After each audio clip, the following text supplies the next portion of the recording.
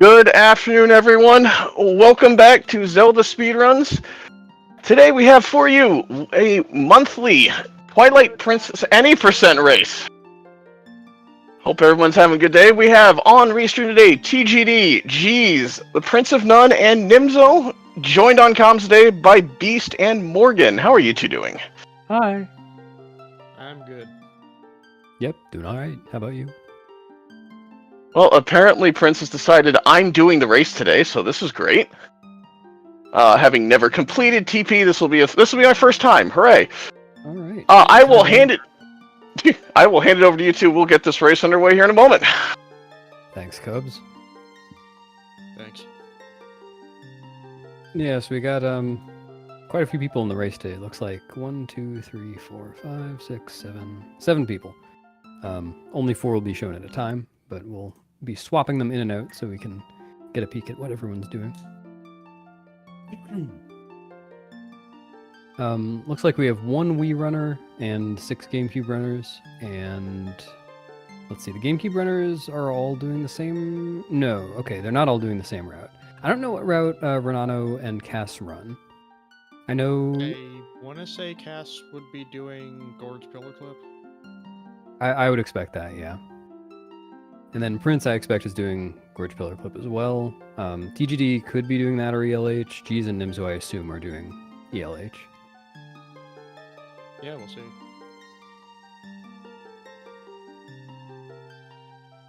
What do you think Vernon's going for? Well, I saw Fernan was doing a Forest Temple Wii route run yesterday, so I assume he's doing that. Makes sense. I'm not surprised if people don't want to go for Wii Bite in a race setting. Yeah. That would be pretty rough. I mean, it saves enough time that you could probably try Gorge, like you could get up to Gorge Void twice, and if you got it the second time, it would be even with doing the next route. Maybe even 3 times. I don't remember exactly how much time it saves, but That's still... I'm not sure that's going to be fun. no. You know, I wouldn't want to try that. And we're off.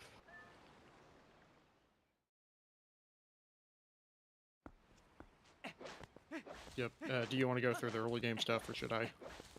I don't know. In race commentary, I tend to not do full like glitch explanation commentary, but if you want to, you can. Fair enough. I'll just let it play out. DGD doing some cool analog glitch tricks.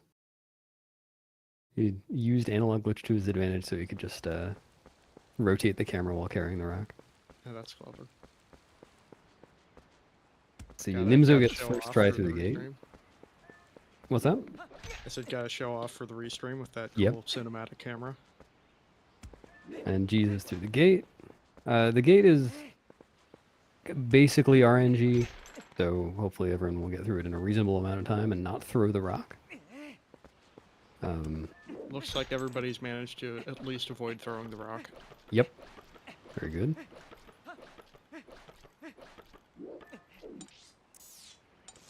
And everyone's going for safe back in time. Costs like 8 seconds, but failing normal back in time would put you back at the entrance to the area. You'd have to clip through the gate again. Or you'd reset and start over. So, good Yeah, I was choice. gonna say that's not what happens when I fail it. Yeah. Well, it depends on how you fail it. Yep. If you know you're going to fail it, you can save a little bit of time by not resetting. But why would you ever do that? I mean, why would you ever fail back in time, obviously? Yeah, I never fail back in time. It's a frame perfect trick. It's not very hard. Not a problem. Oh yeah, so this is actually really interesting. Nimzo is running the same route as G's and maybe TGD, the optimal Empty Lake Hylia and 8% route. But Nimzo's running on Japanese. And Oh boy. yeah, so he's been doing a couple of Japanese runs the past few days, and the big difference there is that Japanese doesn't have a map glitch, it's patched. And that's how we usually get to Snow Peak early on GameCube. But it's not the only way to do it, and technically the optimal way to do it doesn't involve map glitch. It involves a Wolfos super jump, which we'll be seeing from Nimzo in like an hour and a half or so. So that's optimal on any version, but on the Japanese version, you have to go for it because there's no other way to get to Snow Peak without the fishing rod and the coral area. Yeah, So that'll be interesting. on other versions, I believe first try both those super jump saves like 10 seconds. It's not just a matter of first try. It's Oh you yeah, have to, because there's RNG involved in the trick there's itself. RNG, and it has to be a quick first try too. If you do any extra buffers, that's already eating into your time. Save. It's also significantly harder than map glitch, which is why you don't see people doing it unless they're forced to by the JP route or playing on the HD version. Yep. But Nimzo is just doing this for fun. That'll be interesting to see. I actually haven't seen him do the trick in one of his runs yet. I just haven't been around for that part of them. Jeez is doing some cool camera, like some lag reduction here by turning the camera. I don't think he's even using analog glitch for that. He's just using a down left notch. Yep. For the C stick. Yep, that North Farron area can be pretty laggy on console. Yeah. That was actually one of the biggest surprises to me coming from playing on emulator was the North Farron lag. Yeah. There are some places where you're really on console.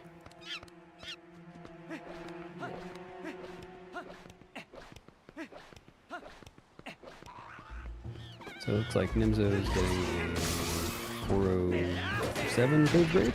That's really nice for a race, especially with save back in time. Yeah, that's impressive. I'm lucky to get a 415. Let's see how everybody does on goats.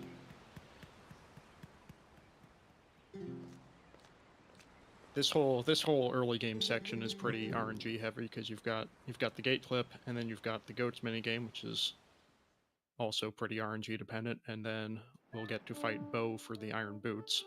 Something made possible by starting with the back in time save. Yeah, normally you'd have to come back for those after Elden Twilight and Taming a Pony. But no one's on a route that actually does that. And Jeez is rolling past Epona, just faking her out. Gotta keep your horse on its toes, or hooves. Yeah. Looks like everyone's cleaning up pretty well on goats, seeing a couple low 20s. Oh, your feet is ahead of mine, I guess. Yeah, I'm like 20 seconds ahead of you, I think. Oh. Yeah, you might need to refresh the stream. We had a few issues. TGD through goats now. Prince got a 20 flat. That's pretty impressive. Nice. Like 20 flat? 20 like 20.8. Oh.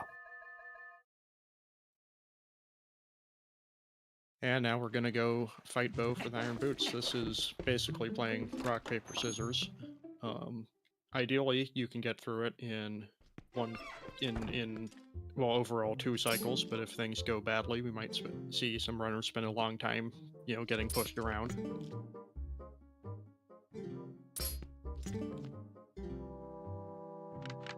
And I believe everybody is now talking to Bo. We're supposed to visit Bo later when the game state is set up a bit differently and all of those text boxes would play out as part of a cutscene, but as it happens here, that cutscene doesn't play correctly, so you have to manually talk to Bo for each of them. Just to make sure we're in sync, Nimzo and Jeez are both still talking to Bo out in his lobby, right? No, I have G's talking to Bo to start the second phase.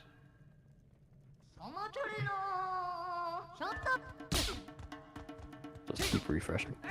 I'll provide commentary on refreshing my page.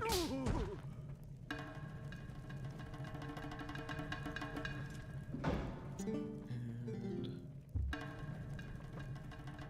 definitely doesn't look like anybody's getting perfect Bo RNG today. I think that's a 1 in 8 chance.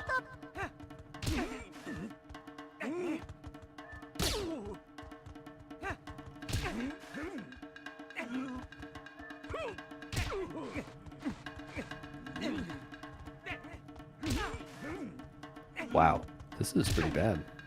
It really is. Nimzo's finally through.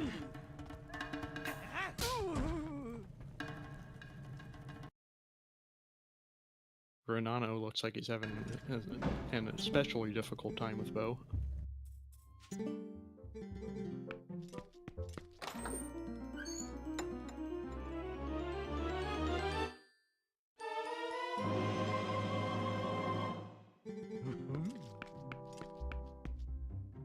And then you'll see, I think, should be everybody making a save right after leaving Bo's house. That'll be useful for a trick coming up in the Forest Temple.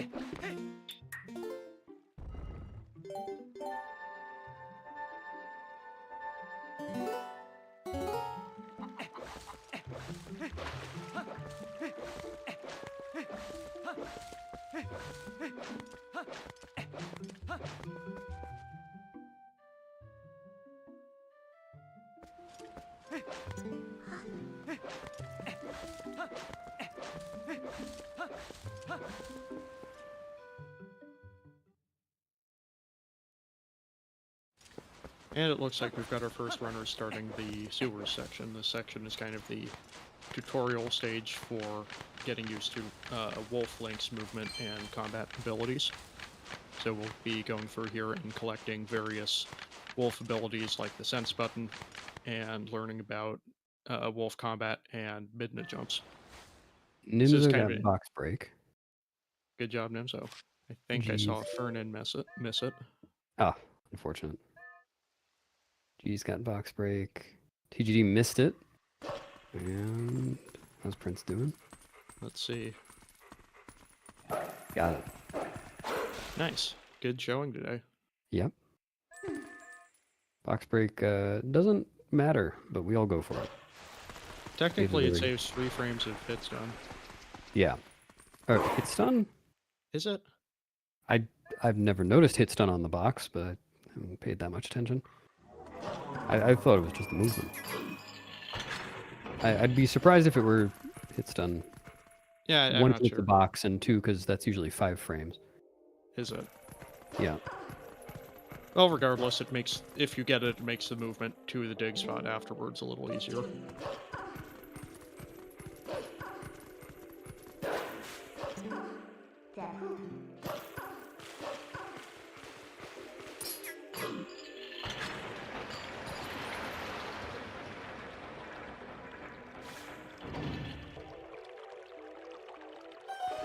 But yeah, this section, like a couple other spots in the game, is mostly linear, but it's just chock full of these little, couple frame, couple second time savers that you can go for.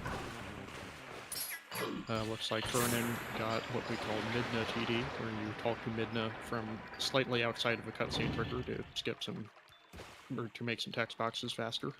I wonder if that one's more lenient on Wii, like Telma is. It could be. Triggers in it's pretty general. lenient on GameCube. Yeah. See if we get any one frame Midna jumps here.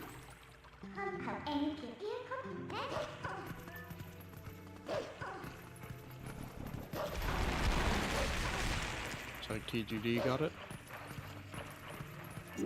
For lots of situations where you have a Midna jump out of some text boxes, so there's one frame where you can press A early to skip the animation of Midna flying over the spot you're supposed to jump to. Most of these are only save a tiny bit of time, so most runners will just mash A out of such a text box instead of trying to time it. There is one framer though that's pretty important. Saves a minute if you get it.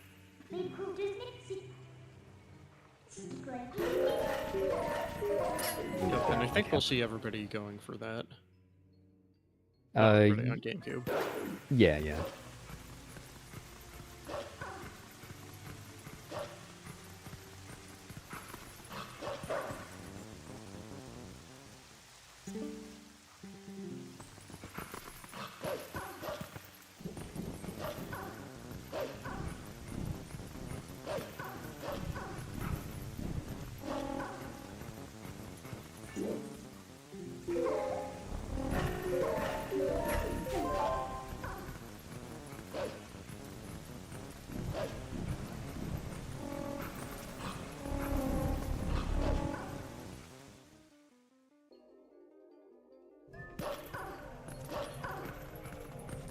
So Sword and Shield skip. We're gonna hope everyone gets this first try.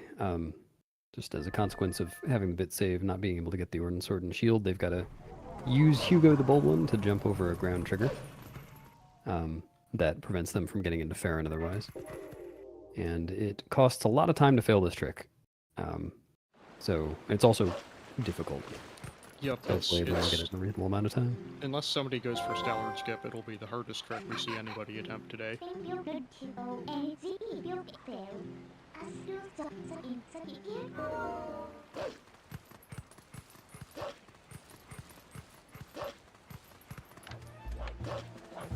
Yes, all of the runners are cheaters. It's true. I mean, by Twin Galaxies rules, that's correct.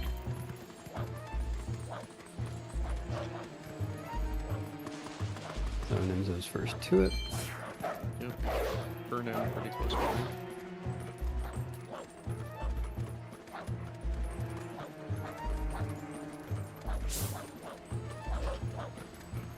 And Nimzo gets a quick first try. Very nice.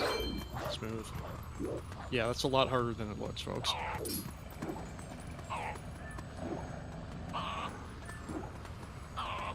Bryn's getting some Hugo eyes. Jesus is being careful here. Very nice. Got it first try. First try from TGD. Looks like Fernan got it first try.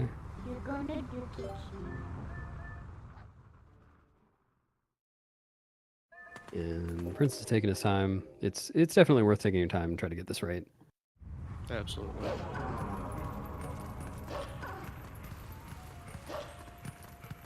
And jump back to it. Unfortunate. See how It it happens. goes.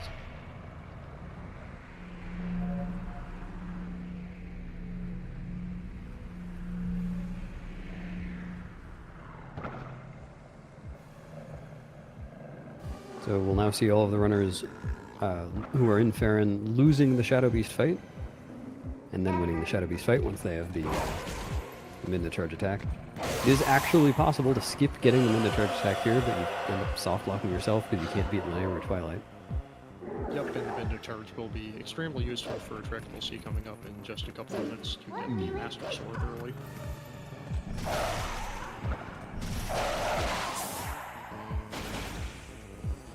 Looks like nobody is going to get the Farron Vessel. They're all going to skip completing Farron Twilight entirely. G's getting some It's health. possible. Smart.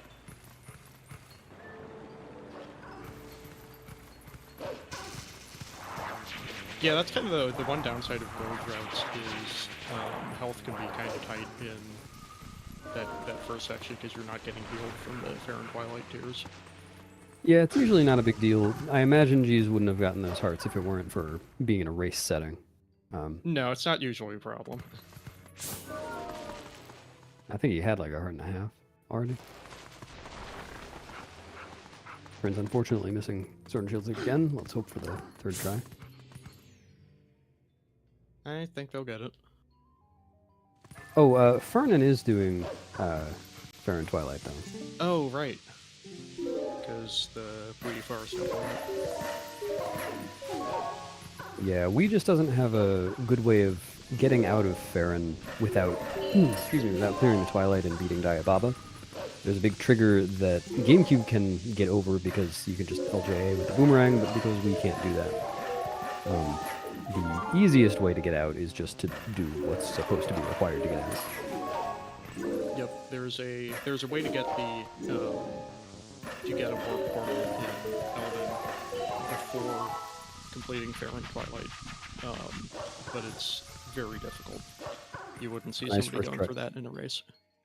Nice first try EMS from Nimzo. Yep. See how G's and TGD do. G's and TGD look pretty much synced to me. Oh, first try from TGD. G's got a bad swing. Okay. First try for both of them. G's had to wait out one cycle because he got a bad swing. Yep, it relies on it getting a particular attack animation from the Shadow Beast, though it looks like G's took a better line to the Sacred Grove entrance, so they're about synced up again.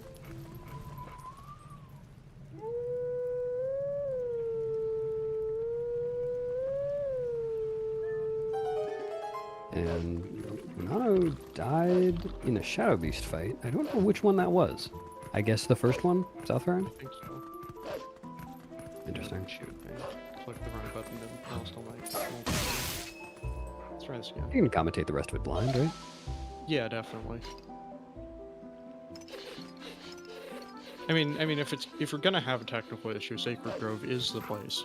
Yeah. There's Too not a much whole to lot say here. going on here.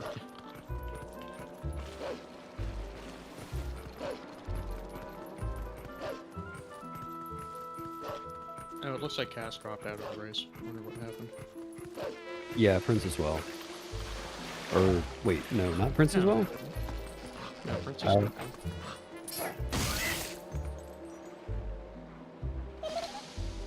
Oh, yeah, I'm sorry, I forgot about that. Yeah, no, it said Prince DNF'd for me for a second, and now it doesn't anymore. Oh. They said they Maybe- misclicked.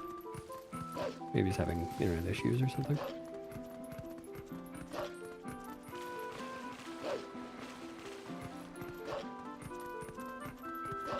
Oh no, apparently Cass had a power outage. Oh, misclick, I see. Yeah, That's that's unfortunate. that is unfortunate.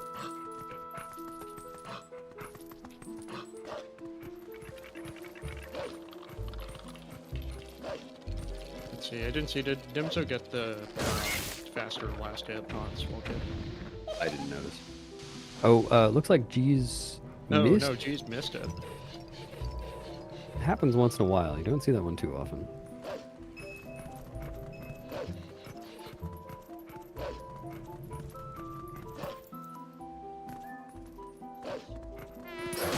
Yep, that's a trick where you can hit Skull Kid for the last phase of the chase and fall off that ledge during the cutscene. It just saves a little time on movement. But if you fail it, you have to run all the way back up there.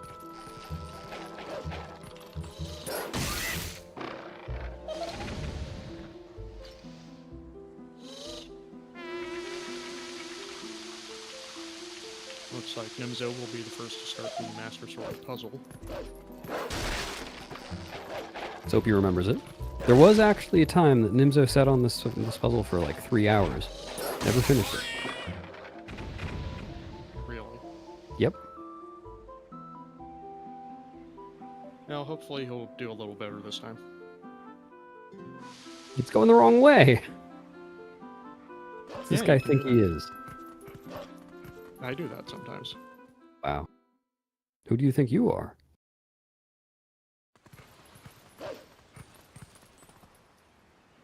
It's like Prince is game overed for some reason.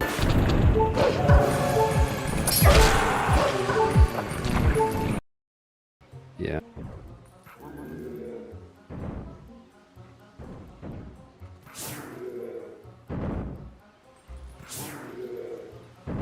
Wow, this Masters of a Puzzle really takes a while, doesn't it? I really notice while I'm doing it.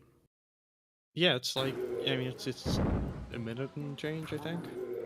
Well, yeah, Totally. from entering the area to getting the Master Sword, I think it's like 105, 106.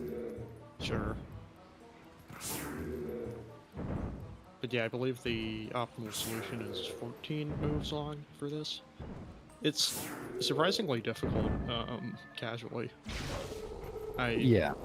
The first time I played through the game, I made sure to avoid spoilers on that, and it took me quite a while to get it done. But of course, you don't want to be dealing with that stuff in a speedrunning context, so we just have a nice handy little reference for it in our route documents. Yeah, I think we've all got it memorized too. Yep. TP speedruns would be pretty different if that puzzle were randomized. Oh, don't even go there. I have to put that in the better TP mod. I don't think that makes it better. Worse TP? There you go.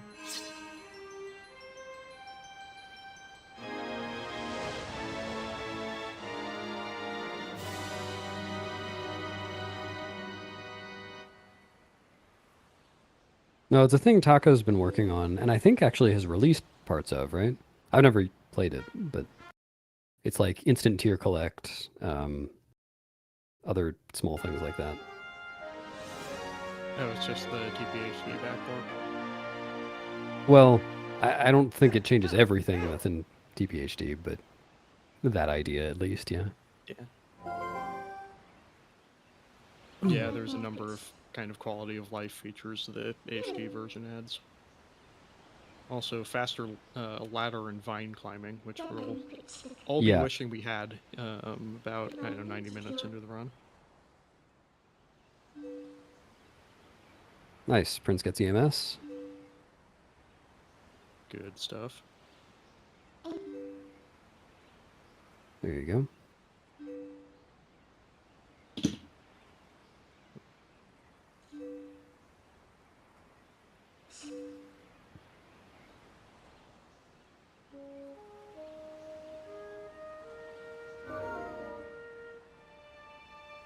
So next up is the Forest Temple. Just got to run through Farron one more time. Yep, I suppose we should probably get a head start on explaining Forest Temple back in time. Yeah, sure. You want to take it or you want me to? Sure. So in a casual playthrough, the whole idea of the Forest Temple is that you have to save all 7 monkeys to get through the dungeon. Now, on the GameCube route, we don't need to complete the whole Forest Temple, but we do need the Gale Boomerang, which needs at least 4 monkeys. But thankfully, it turns out that the game stores that counter of how many monkeys you've saved in the first half in the same place as another value used for tracking how far you are into a cutscene.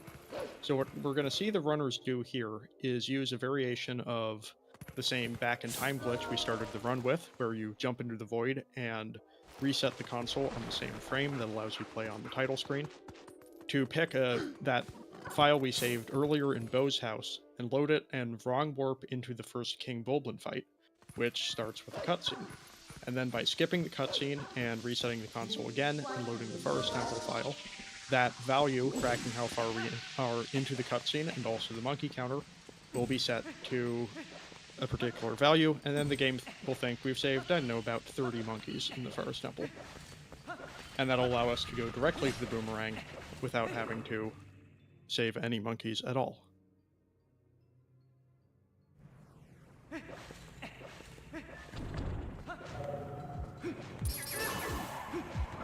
So we should be seeing Dimzo do this in just a second.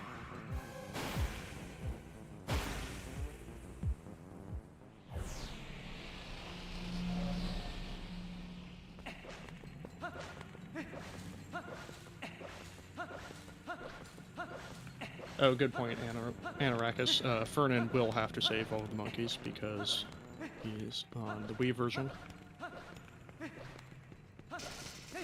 And cannot use even on GameCube, if we had to complete the whole Forest Temple, we could also skip the second half using a boomerang long jump attack, but that's impossible on the Wii version, so Fernan will have to save all of the monkeys. And Nimzo is resetting after skipping the King Bulblin 1 cutscene.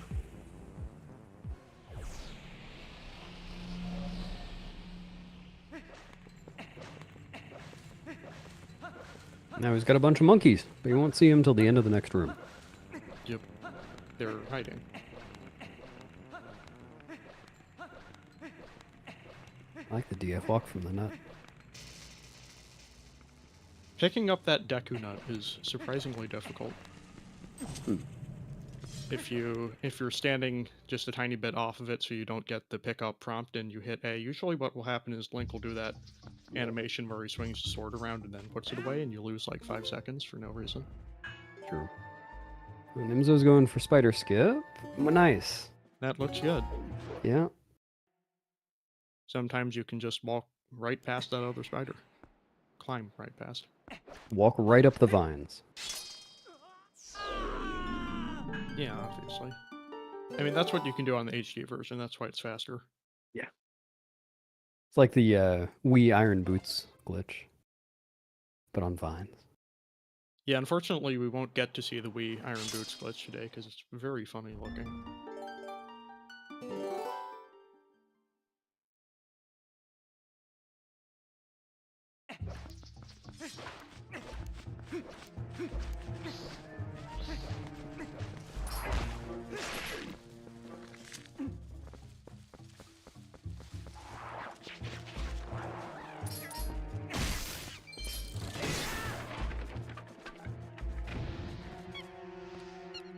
Who's in the lead? Nimzo's in the lead. Yep. Oh, I'm in the lead. Ooh. Better keep this pace And up. you didn't even know you were playing. No, I didn't. It's like Prince has made it to the Master Sword. Nimzo is letting Ook get up? Why is Nimzo letting Ook get up? I'm not certain. It didn't look like he was at risk of crashing.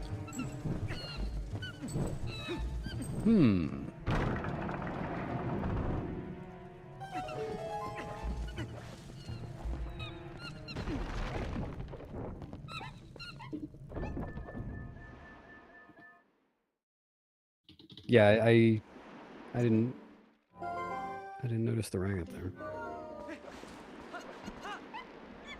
No, I saw the rang on top of the pillar. Oh, okay. Alright, commentary should be back on time now.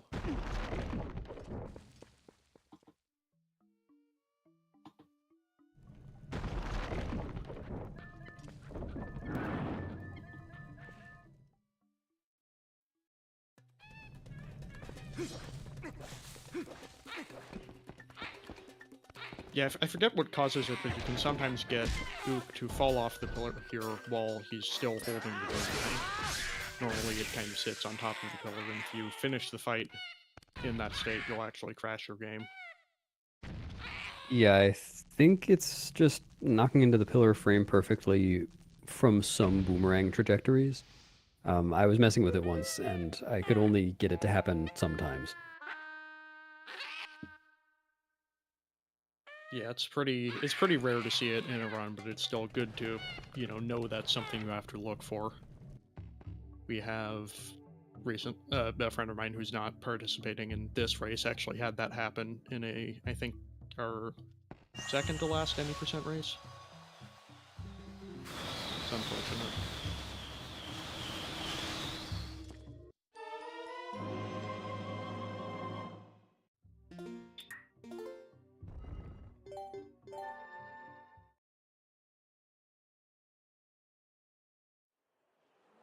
And Nimzo's on a heck of a pace with that 2930 boomerang. Yeah, while having to wait for Ook. I'm gonna, if he comes in for an interview afterwards, I'm gonna ask him about that, because I have no idea what that was about. Yeah, I mean, maybe it was crash avoidance. I just didn't look for the rang. I was confused. Beat Deku Toad while it's holding the claw shot. Isn't it faster to beat Deku Toad while it's holding the ball and chain? So Nimzo's just done the LJA to escape Farron, that Fernan can't do, which is why Fernan is now, well, it's not why Fernan's doing this room. You have to do this room regardless, but Fernan will be completing the entire Forest Temple. Technically, don't you always beat Deku Toad while it's holding the claw shot? Yeah, with a really generous usage of the word holding.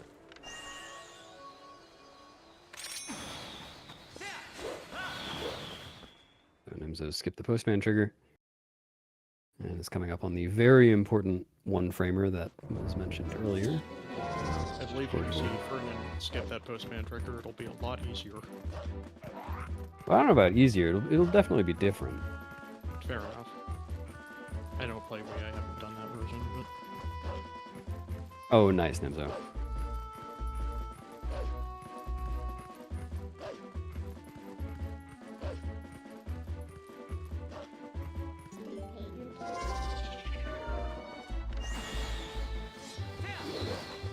Did Nimzo get scored for it? You're way ahead of me then. No, I'm not. I was, Nimzo said in chat. Oh, I see, I see. Nimzo just ignored the youth sent for me. Yep, okay, we're synced then. Cool. So yeah, Nimzo's got one frame to press A, right in the middle of this cutscene, to jump into the gorge and make the route work better. Does get it. Looks like you got it. Yeah, better to avoid the scent of you if you can. Yeah, that's like a... It's a pretty long cutscene, and it's not skippable for some reason. I just meant in general. It's also true. Usually going for 1+2 on these Shadow Beasts. Yep, sometimes they just give you the right pattern for that. And so now setting up for Ruby Roll. TG gets Gorge Void as well.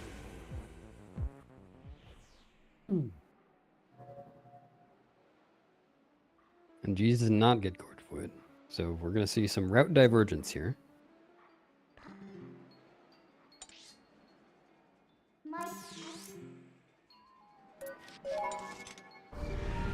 Yep. In terms of timing, this mostly just means that Jeez is going to have to do that run from Farron to Kakariko Gorge a third time later, Yeah. but it also means that it's going to be optimal for him to kind of do a couple things in a different order now. He did an interesting rupee roll there. Not very much rolling. There was a rupee. Now he's rich and save warping. Yeah, so this trick relies on rupee text to work, and you can get rupee text the first time you get a certain, or any color of rupee other than green, in your, current play. I don't even know what to call this. Since you've loaded a save lab. So he's save warping so that he can get that rupee text back and do the trick. Yep, specifically we're using it to cancel our momentum from the LJA to stop right on top of the fence so that we can get over to the other side safely. Looks like Nimzo just made it to Kakariko Village. Yeah, generally the difference here between getting Gorge Void and not getting Gorge Void, as Morgan said, is going to be Jeez has to run back to the Gorge one more time, but the guys who got Gorge Void are going to get the Kakariko portal first, and then come back to the Gorge to get their map warping. And that means that later on they can just warp straight back to Kakariko and get started on the Twilight. Yep, Jeez is instead going to Lanairu to open that up. I believe we will not see Jeez get the claw shot at this point, although some routes would.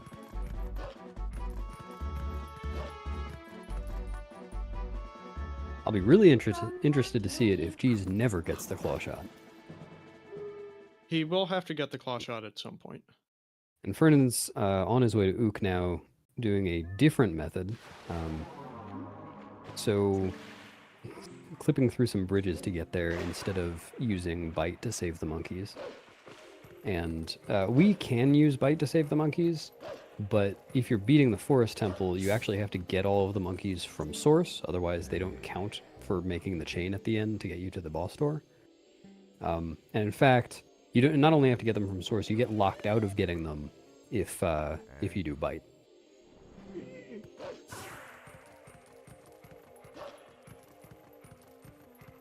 Yeah, it's kind of complicated how that works.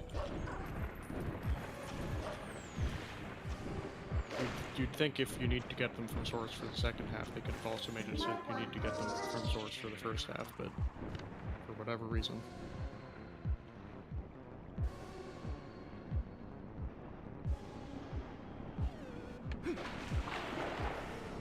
And Jesus is going for the risky strat here. Yeah. Alright. So if Jeez had failed that, he would have crashed the game, and his latest save was after Boomerang. But thankfully he didn't. Is he gonna go for the clip here? I'd be very surprised to see him not do it.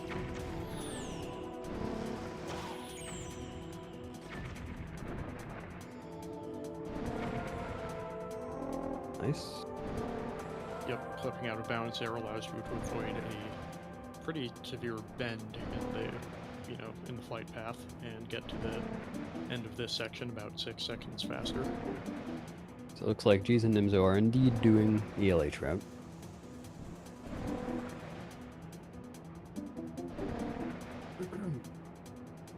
Oh, and I can tell by TGD's splits he's doing it too.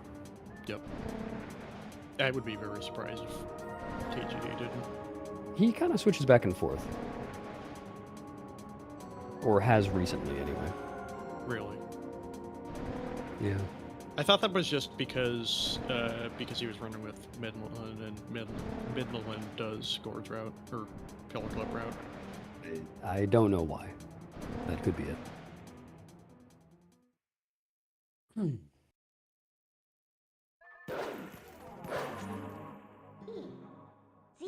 So it looks like Nimzo will be going for the risky strat as well.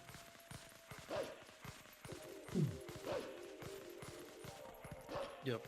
It's not that risky, but it's still, some people don't like to go for it in a race.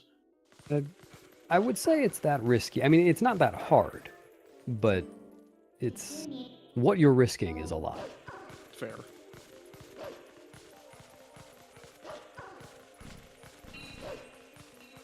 KGD now heading to Lanairu as well.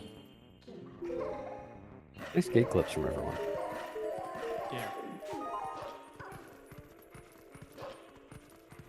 Yeah, that gate through to Lanairu is not very solid, but it can give you trouble sometimes. Fernan just knocked down the small key chest, but not open it? Maybe he'll come back for it. Nimzo game over. Is that Oh, was it card flight? I didn't see. I was looking at Fernan. No, Fernan. Yeah, looked like it. Fernan has no idea what's happening. Fernan just forgot the key. I was wondering if he somehow had another key. Yeah, that's what I was thinking, but no, he doesn't.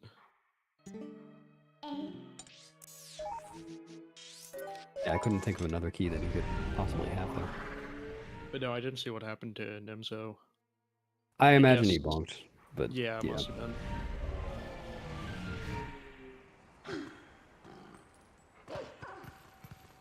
There we go. So the two, time, all right. Yeah, Sorry, and this means the two runners who got Gorge Void, well, of the four we see, have made pretty significant mistakes, actually. Oh, TGD's not going for the risky strat. He's doing the other strat. Yeah, anyway, so they both made pretty significant mistakes, so it's possible they'll actually be pretty close in time to G's when they sync up at Elden Vessel. Yeah, we'll see. Like, G's just has to go do Rupee Roll and then get the CAC portal. Nimzo has to finish the Karg flight, get to Zora's domain, and then warp back to CAC.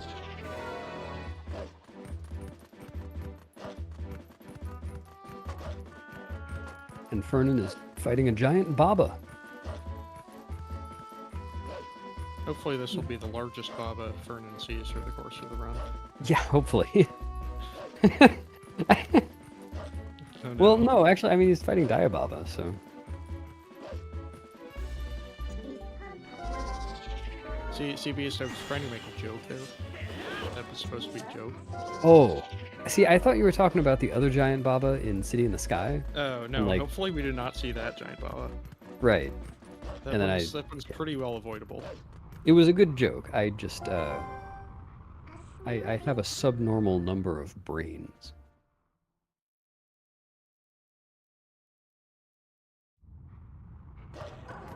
Nimzo making his way up Zora's domain now. Interestingly, that's the one mid jump in the game where you can't get that one framer we were talking about earlier. Yeah, the one mid to jump that has text. It's just impossible for some reason.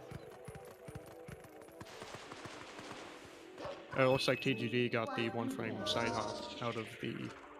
No, one frame jump attack out of the card cutscene. That skips some text boxes. Oh, didn't notice that. Just happened to be looking. Wow, this is actually really close between G's and Nimzo. I think Nimzo's still going to be ahead.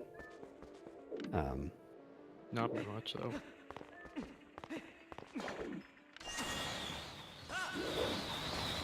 Nice rupee roll from G's. Yeah, Nimzo's definitely still ahead here, but not by that much. Yeah, rupee roll is also a little harder than it looks because you have to worry about the rupees despawn timer. Like, you don't have a lot of time to aim the boomerang there, and it needs to be pretty precise.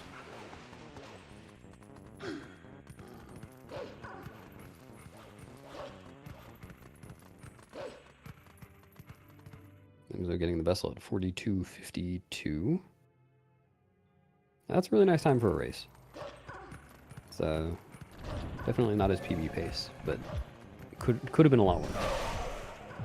It's 22 seconds ahead of his PB. Well, his Japanese, yeah. Oh, you're right. Oh, you're right. Probably He is will running be. different splits for that.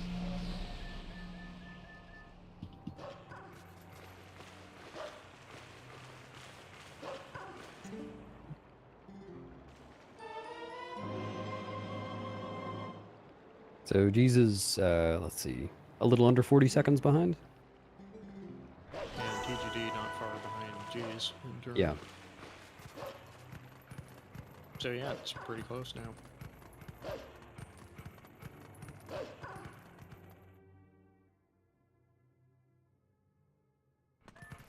And looks like Vernon is almost done collecting the monkeys, I believe. Yeah, this will be monkey 6 out of 8 coming up in 30 seconds or so. Well, maybe like a minute. Got some vines to climb.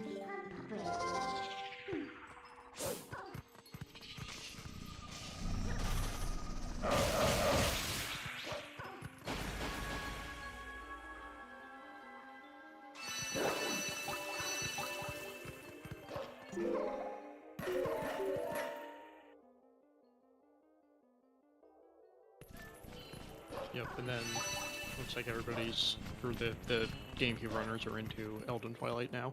This is kind of similar to Sewers, where it's, you know, very movement heavy, lots of just little things you can do to save a little bit of time. One thing you can do to save a lot of bit of time. Yes.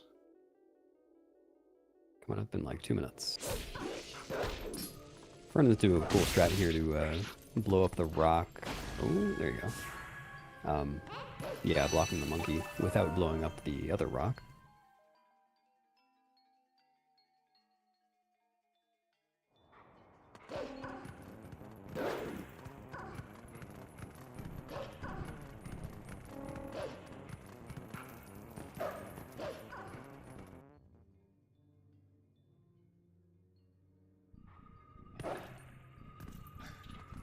Nonsense, this is Hundo. Good luck getting the Ordnance Sword. Hey, we will have a Hundo race near the end of the month. Yeah, looking forward to that. I gotta start practicing that again.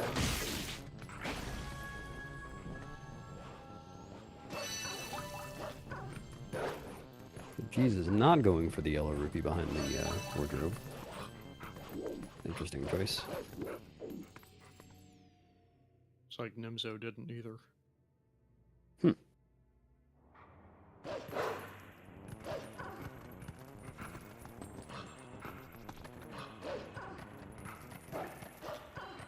TGD is quite a bit ahead on rupees because of the stuff with his rupee roll earlier.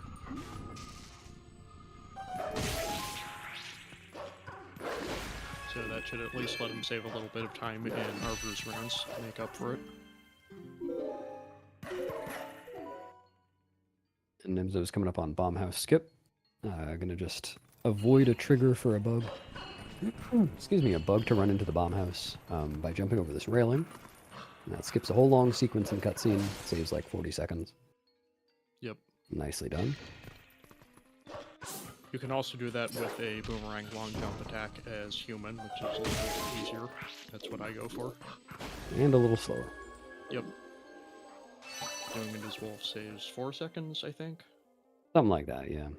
I think G's usually does it as human. These days. Nope, going for wolf.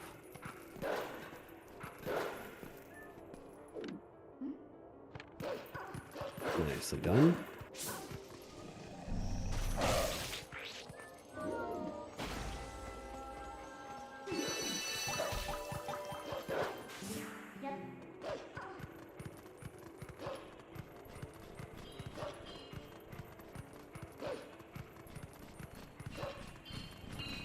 TGD is human for version. human.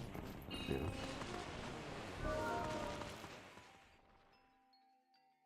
Now, while the others are finishing up Elden Twilight, Fernan's going to be fighting Diababa, and there's a pretty cool strat you can do here, juggling bombs. Strat's called Ookless because it doesn't involve using Ook, bringing you bombs halfway through the fight. Yeah, this one's fun. So hopefully we'll see a good one.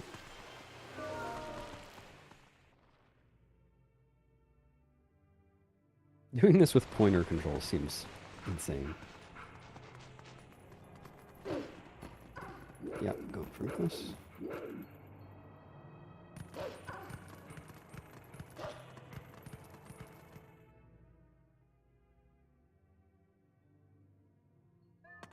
Vernon's playing the Wii version, and yeah, the Wii version has a different route.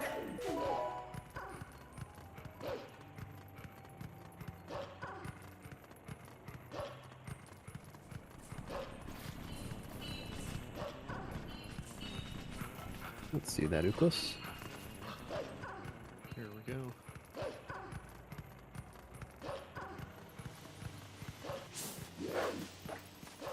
Nice. Yep. Yeah, very good. Just a little juggling. Yeah, that's tricky. I've tried that a couple times, and there's a lot to it. It relies on the fact that grabbing a bombling with the boomerang resets its timer. Yeah, it's the kind of thing where there aren't really any difficult steps in it, but just you don't have time to stop and think. You have to really have it in your muscle memory.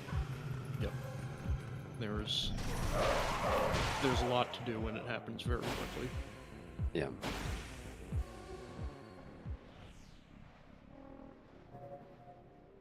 So we just saw a TGD with a little optimization on the Death Mountain Trail bug. If you approach it from the right angle, you can pick the tier up from on top of that ledge and save climbing up after doing it.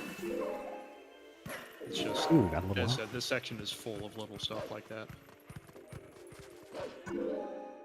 And Nimzo's just finished Elden Twilight. Excuse me. And we'll be moving on pretty much directly to Lanayru Twilight. Getting the 2 Twilights that we need to do out of the way.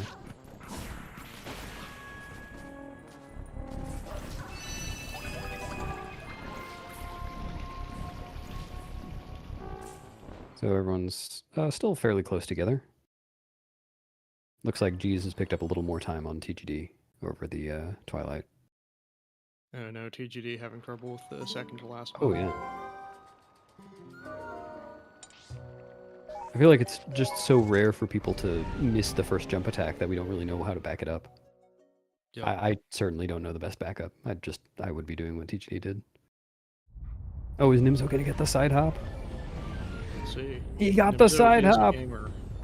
Nimzo's basically won the race already. Absolutely. You can't get the side hop and lose.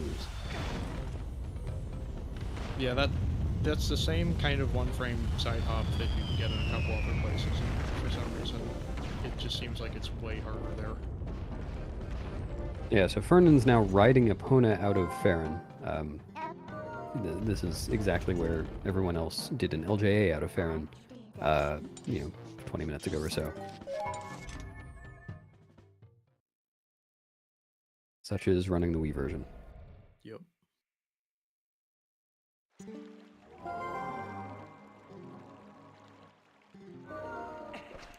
I don't actually know the Wii route basically at all. We might be seeing some Epona out of bounds soon. Yeah, I think it does. I think it does one. I'm not certain. Oh no, Badam just says that's not a thing on Forest Route. No Epona? Oh, too bad. That's a shame. Epona out of bounds is a very silly looking trick. It's a shame we won't get to see it. That's really interesting. You're able to ride Epona all the way up to the Twilight Barrier there, I guess because you're not supposed to have Epona at this point. That's really interesting. It doesn't let you do that on the way to Lanayru. Beats me.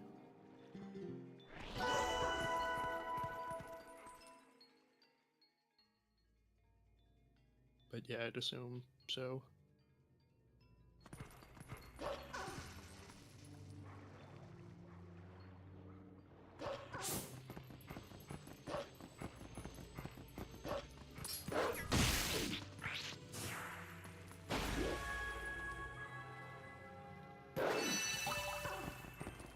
Nimzo trying to make up for lost time with those rupees, but still only at 28 to TGD's 61. That's slightly more than you usually expect to have at this point in the run. Yeah, he did get 2 yellows doing failing rupee roll the first time. Yeah, so ultimately, yeah, and he got the in yellow, so he's 30 rupees ahead of. Yeah, he's rich.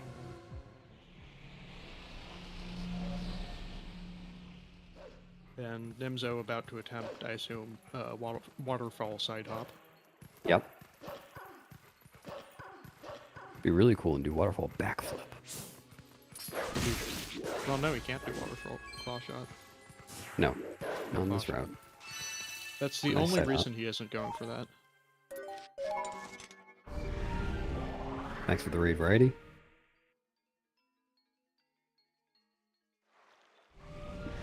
But yeah, we need to leave Inner Zora's domain through that kind of middle water section to avoid a cutscene. But that makes it a little bit harder to get to the kind of top level where the bug is quickly. But by doing a side hop in a 6-frame window, you can skip having to climb all the way back up. Tears juked Nimzo. For anyone just joining, we have Nimzo in the lead, G's behind by I think under a minute, and TGD under a minute behind G's. And Fernan running Wii, so probably very behind since the Wii world record is so much longer than the GameCube one. Hard to say though. Stuff to do on Wii. G's nearly knocking the bug off the ledge. And he's been very careful. The great clip of Marco accidentally knocking that bug off the ledge. And learning that you don't jump down after it if you do that. That was how I learned too. I didn't know until then. Jesus having a little trouble with the lily pad bugs. Those are the worst bugs in the game by TP community consensus. Yep.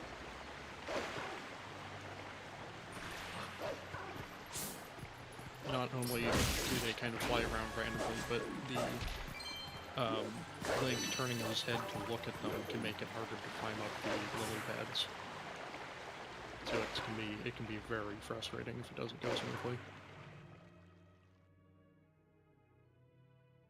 So we got Prince back on. It looks like... So we couldn't see what Prince was up to in the past few minutes. I'm guessing based on the splits that he failed Gorge Void and has already gotten the claw shot and is now just heading back to do Rupee Roll and get started on Elden Twilight. Prince is running a different route though. That's why he's an entire Twilight behind. He's had to go in and get the claw shot and Uku from Lake Bed while in Lanayru. So we'll save some of that time back after Lanayru Twilight. Well, after Snow Peak. It's a pretty different route, actually. Yeah, it joins back up again, like at our Arbiter's grounds or something. Yeah. Basically when you get to the Get Ours memo. Yep. Memo. Prince taking some very interesting lines there. Hopefully that rupee dig works. That should work. Oh yeah, Yeah. that's fine. That boomerang target looked low. Dang. Yeah, Prince is going to be rich too. Jeez is running straight here and doing a really good job of it.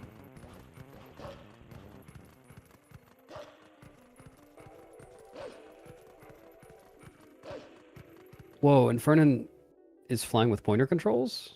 Oh no. I think. That's brave. It looks kind of jerky. Yeah, that's got to be pointer controls. Well, I don't know. I don't know anything about Wii. So running Japanese means that you have to do Wolfos jump instead of map glitch to get to Snow Peak. But in theory, that's faster. So it's not actually a disadvantage if you're already going for Wolfos super jump.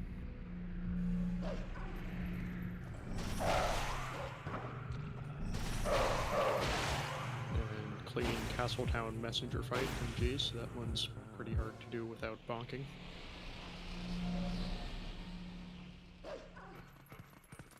You can kind of hit the wall in the middle of that last midna charge if you do it wrong and interrupt it, which is kind of frustrating if you don't know the setup to make sure it works right.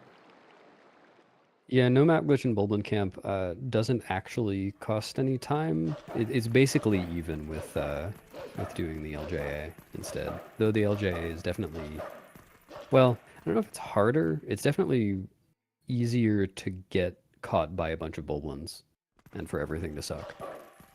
But like the LJA itself isn't really harder. Yeah, I need to mess with that for all dungeons. Yeah. So I'm getting closer and closer to being able to run. Nice. And then Japanese, I think, is actually slightly slower text than German. I was looking at this the other day and I just can't remember. You basically don't save time on text.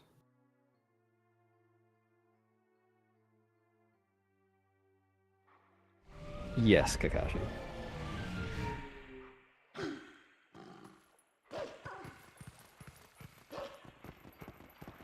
Nimzo is running JP because he's cool. It's not very common to see people run JP for 100%. Yeah, no, he just... I think what happened was he learned Wolfo Super Jump and thought, this is pretty cool, I want to do it in runs. And it doesn't really seem worth it if you're not playing on Japanese. In fairness, Wolfo Super Jump is pretty cool. It is a very cool trick.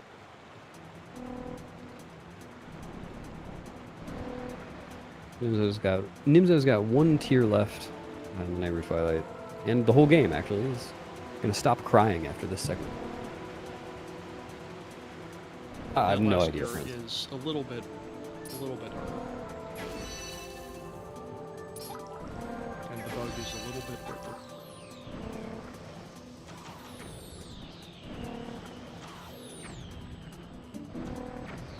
You should see. You can do some kind of precise jump attacks to get the bug. Actually, is Nimzo going for that? What?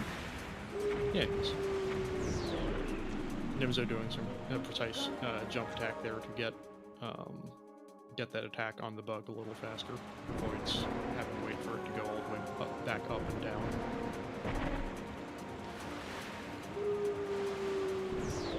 Kind of surprised to see him doing that without the camera movement to get the bug to attack from a certain angle, but it seems like it's working out. Oh no, this is pretty common now. If you leave the if you leave the bug on screen at all times, it'll attack as soon as possible. And occasionally that means it attacks from the side, but usually you can deal with that and still get the early thing. Yeah, I think we'll be seeing G's do the same thing. Or like targeting the bug. Which also keeps it on camera.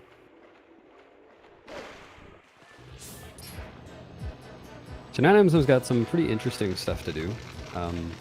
He wants to go to Lakebed next. And to beat Lakebed, he's going to need some water bombs to use for a glitch to refill his health, or I'm sorry, his air, when he's underwater without the Zora armor. So to get the bombs, he's going to do he's going to steal them. Nimzo is a criminal, is what I mean to say. Crimzoinal.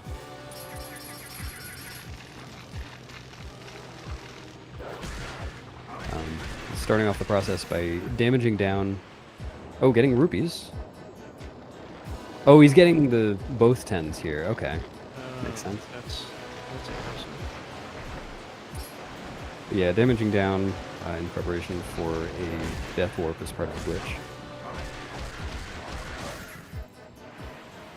And while the first bomb bag you're supposed to get in the game is the Barnes bomb bag in Kakariko, you can only get that after you beat King Bulblin 1 and Goron Mines, and Nimzo has done neither of those things.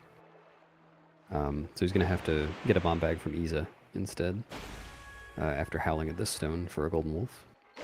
Prince finally over the fence for a ruby roll. Nice. But he makes it all the way to Kak. Nice, there you go. Should be good.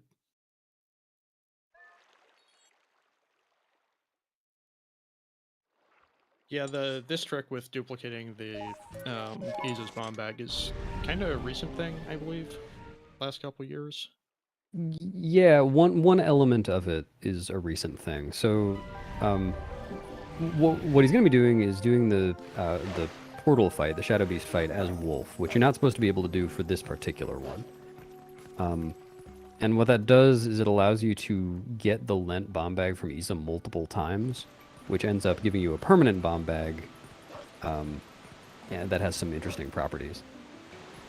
And what the reason that it's only in the what is Prince doing? The reason that it's only in the newest route is that Prince got scammed by the ground collision.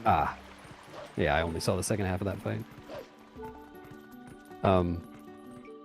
So yeah, you can actually watch Nimzo's choreography during this fight in just a minute. He's getting into a position set up so that he can enter the fight as Wolf. Yep. And then, yeah, the reason that this is only in the latest route is because we didn't know until recently that you can actually finish this fight without Midna on your back. Like, you're only supposed to be able to finish portal fights with the Midna charge attack, but with very careful damage control, I guess. That's not what that phrase means. Whatever. By very carefully controlling how much damage you deal on all the Shadow Beasts, you can actually do it without. Yeah, this trick with Midna on back used to be used in an HD route years ago. Yep. There's also a variant of that strategy that's used in the low B presses speedrun that does it entirely with Wolf A attacks. Yeah, that is a variant. Look, I've got to show off the weird extended category knowledge somehow, okay? Yeah, it's worth mentioning. Low B hype.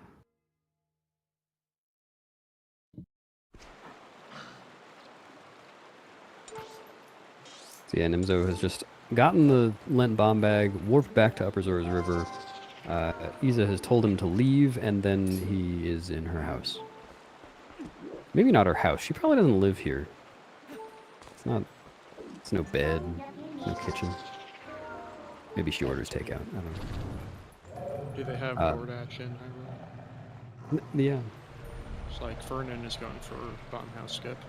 Since he's on the Wii version, he has to do it as Wolf. Yeah, but it's the same trick, just mirrored. And now that Nimzo has his bomb bag, he wants to enter Lake Bed and do so. He's going to start Plum's minigame. Unfortunately, at the cutscene, he did the cutscene skip, but it was a little bit too far left. And the way he's going to enter Lake Bed, since he doesn't really have means to get down there without drowning right now, that was an interesting color, is he's going to empty the entire lake.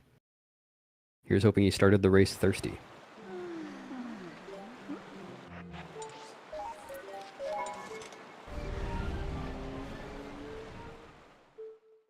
So just going to bonk and avoid out of bounds. That's good. And now, when he respawns from that game over, he'll be back in Lake Hylia, but it'll look a little different.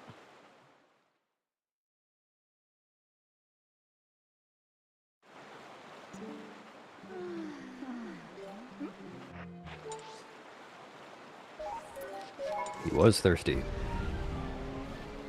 See, I was under the impression that when you do this trick, the water just goes into Morpheus Arena in Lakebed Temple, and you don't drink it until after that fight. Yeah, well, after the Morpheus fight, it comes back into Lake Hylia. Nimzo... Oh, wait. Is this the old setup?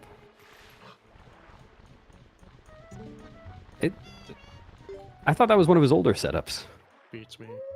Interesting. Well, either way, it worked. Yep. Got into Lake Bed. Very snazzy bomb boost. And now he's going to be wasting all of his normal bombs because he needs to empty his bomb bag to fill it with water bombs. And Giz is still not too far behind. I think the gap may have widened very slightly since we last pointed it out, but not by too much.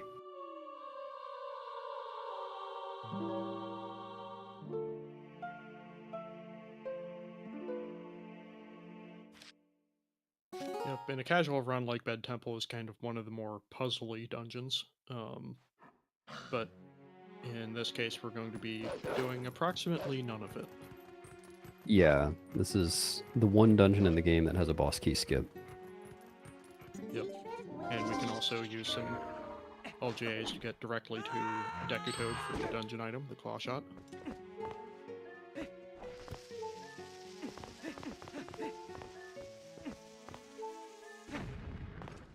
Jesus, springing.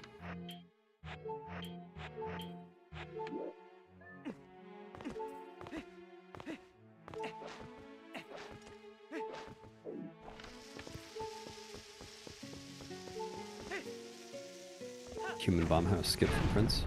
Yep, looks A good. nice inner lake bed from Jeez. Yeah, that bomb boost just like barely works. We only figured it out recently.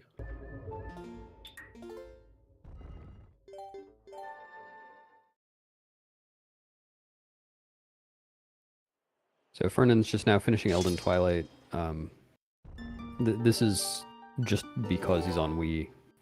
He's not going to be, saving a bunch of time elsewhere later. Wii is just a longer run.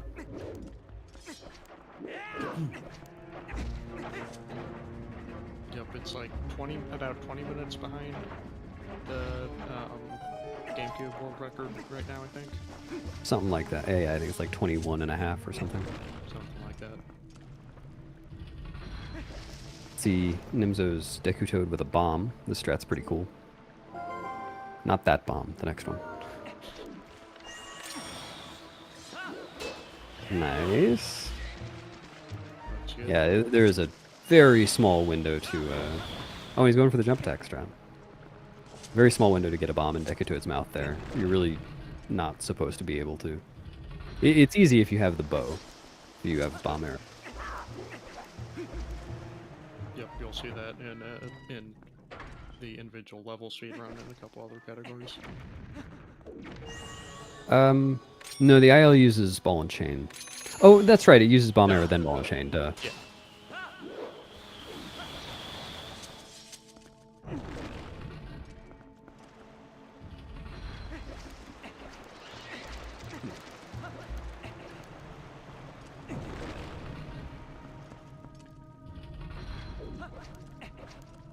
So, if Nimzo was dropping his bombs correctly, he should have just a couple left. Just one. Nice. And now is out just in time to open this chest.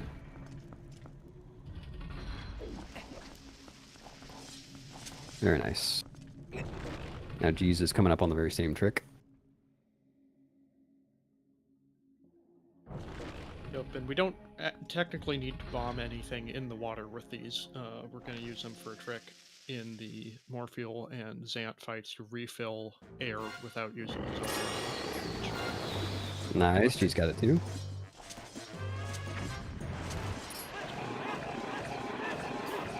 Looks like Jeez has a few extra bombs. Might have to stand around wasting a few after he save warp. Or I guess he probably should just do it right now, actually. Since there's water in the room. See, here's the boss key skip from Nimzo. Just gonna get in this little antechamber past the boss door and enter the load zone. Very nice. Very quick equip too. Yeah, it's good. Oh, but he's got claw shot on the wrong button. Let's see how this goes. I think Jeez might have enough bombs to defeat Ganon. Oh, Fernan! Fernan just did a really cool trick. A Midna dive to get... a Midna dive. Yeah, so this is just like Killer Clip or the Inner Lake Bed Bomb Boost. Yet another way of getting here that only works on Wii. Yeah, there's like half a dozen ways to do that now. Yeah. Most of them are terrible. Oh, nice. Nimzo got the frame perfect item wheel pull. Oh, cool. Where it like holds the empty item wheel for a second.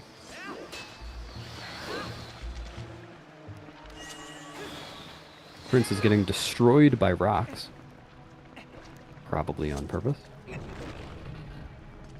It is the typical Death Mountain welcome. So hopefully we won't see anyone dying to Morpheal, but if anyone does, it definitely could change the standings of the race here. Yeah, this fight's hard without the Zor armor. There's a lot to keep track of. And there's an element of RNG too. Mostly it's in the runner's control. Yep. So Morpheus giving Nimzo a decent pattern. Can't go for one bomb. Not sure whether he would in a race. Anyway, it's a bit risky.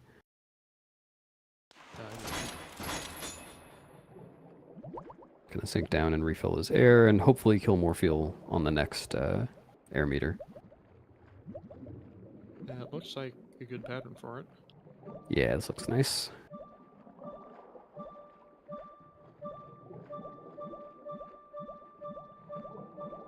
Oh yeah, so Fernand's going for a really a really tricky trick right now. Nice regrab from Nimzo. Good Morpheus fight. Yeah, that was smooth. Because Fernan doesn't have a way of knocking down the stalactites and can't just boomerang LJ up. He's got to do an enemy LJ with this Helmasaur Jake. And has to lure him to just the right place. Stand in just the right place. And almost got it. This is a really tough trick.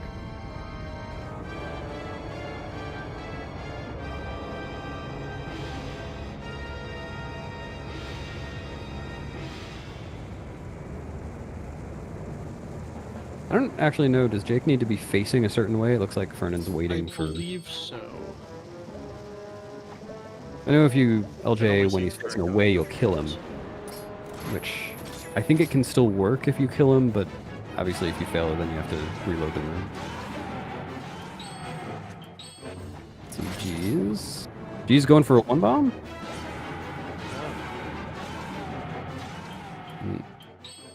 Ooh. Okay, got it. Nice. Wow. Very nice. Not often you see those in races.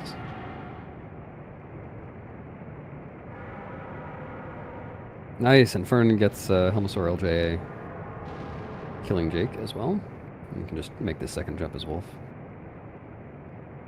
Oh.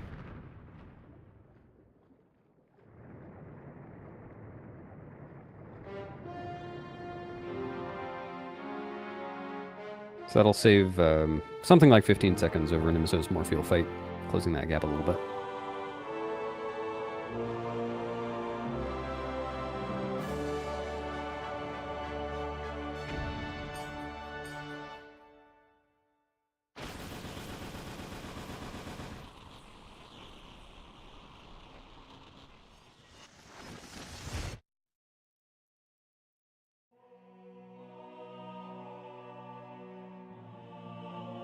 Yeah, Prince is just making his way through Linear Twilight, coming up on Waterfall Side Hop.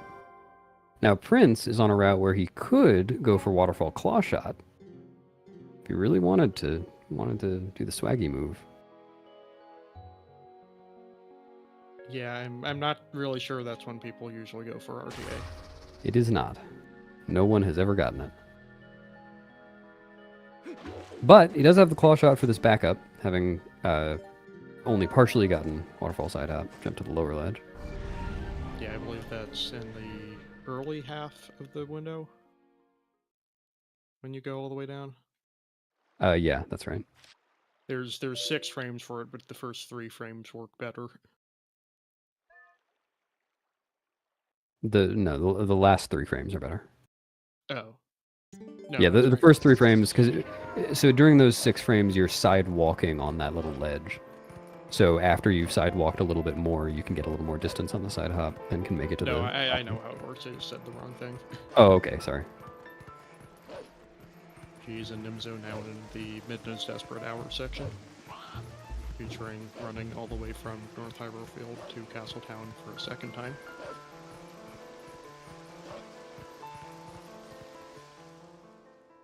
Unless TGD is narrating his copulation in chat, I think he might have died to Morpheus or something. Yeah, I can't see where TGD is at. No. So it looks like Nimzo did not get Louise glitch, unfortunate. Nope. Very small you time can do favor. a precise B attack into that cutscene to reduce the amount of camera movement, which saves 1.7 seconds or something like that. Yeah. That is correct.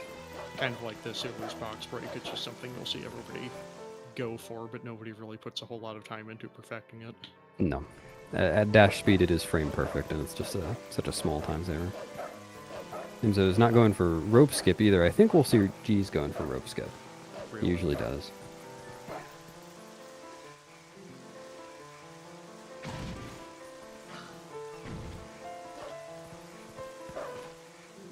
G's not getting Louis glitch either. Unfortunate.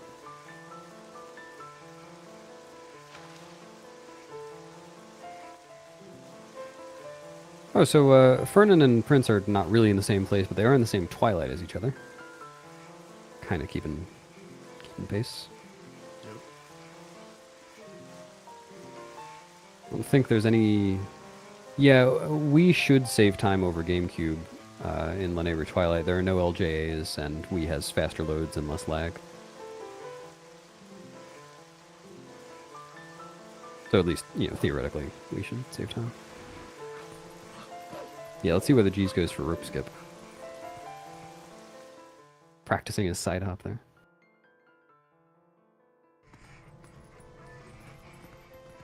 No, didn't go for it. I see you might have gotten a bad cutscene skip. Oh, yeah, that's right, You might lose time on lily pad bugs. Oh, Didn't think yeah. about that. Yeah, they're even worse on Wii 1.0. I believe it's if you knock the bug into the water, it has to fall all the way down to the bottom of the lake before it explodes. Yeah, apparently if it falls right next to the lily pad, it's fine. I had that happen in the Wii run I did the other day.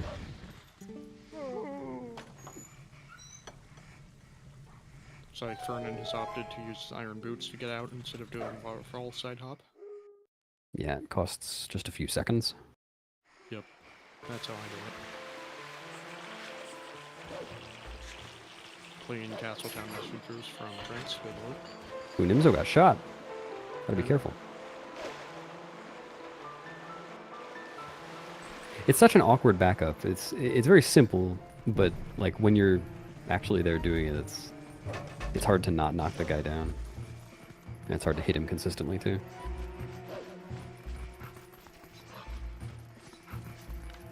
So there's another place G's might be catching up a little bit.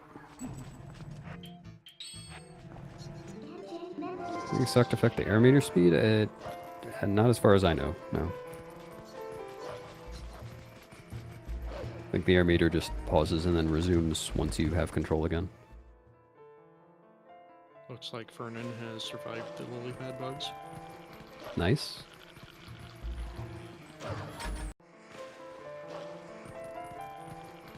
G's saving a little bit of time over Nimzo there.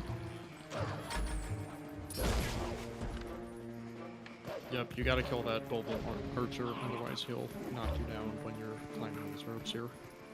It is possible to skip knocking that guy down. Or no, sorry, to skip killing him.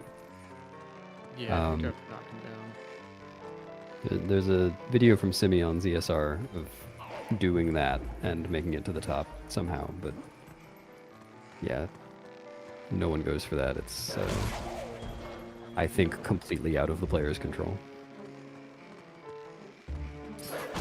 I'm pretty sure the 100% task didn't even do that. Hmm. That's surprising. I thought it did. I could be wrong. I could also be wrong. One of us is. Yeah. As far as I know, there's only the 100 task.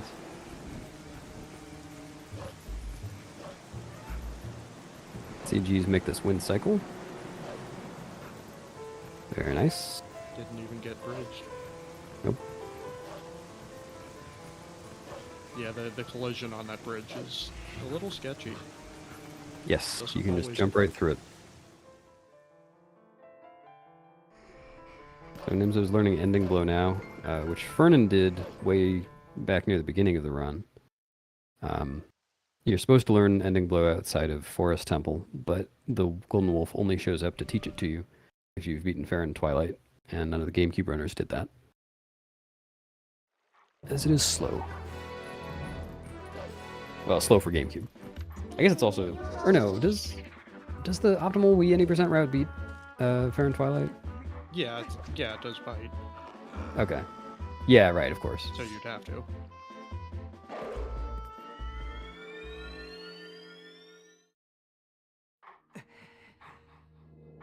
There are also GameCube routes that will complete Fair and Twilight and get Ending Blow from that wolf, but nobody's running one of those today. That's not optimal for any percent. Hasn't been in, well, No, ever. this is at least a minute. Yeah. So now Nimzo's coming up on the trick that he has to do that no one else I think is going to be going for. Wolfo Super Jump. He's heading to Snow Peak. And again, on the Japanese version of the game, which Nimzo is playing, you can't get map glitch, so you can't just run through the blizzard like the other players are going to be doing. He's going to be doing a very precise setup to get a super jump using a midnight charge attack on one of the white Wolfos. And just very, very narrowly skip the void out trigger. Yep, and the idea of map glitch is that it deactivates that trigger entirely. Yep. So you don't have to worry about it, but you can just go around it. Yep, just go around it, Forehead. It's that easy. Yeah, Nimzo definitely could stand to lose a lot of time here, or theoretically save time over the runners using map glitch. A very fast Wolfo super jump is actually faster than using map glitch, as the map glitch users will have to howl at the stone at the top afterwards to deactivate map glitch. So Nimzo's getting in position, getting whacked by some Wolfos. Yeah, this is already not faster than map glitch, but it's a cool trick. Hopefully we'll see and get it.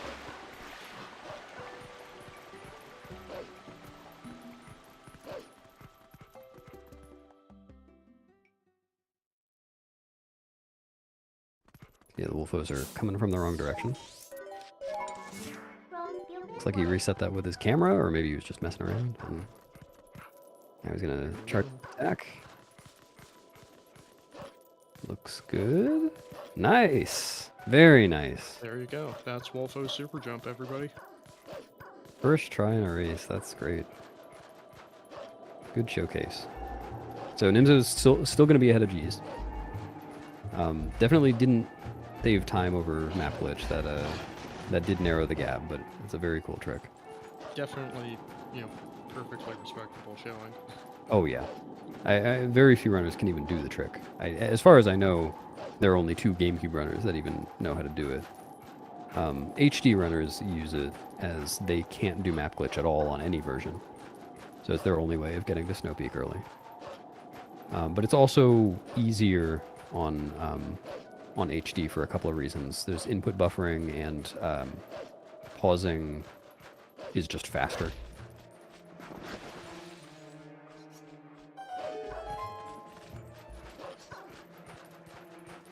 As far as I know, it's still a very difficult trick on HD, just slightly harder on SD.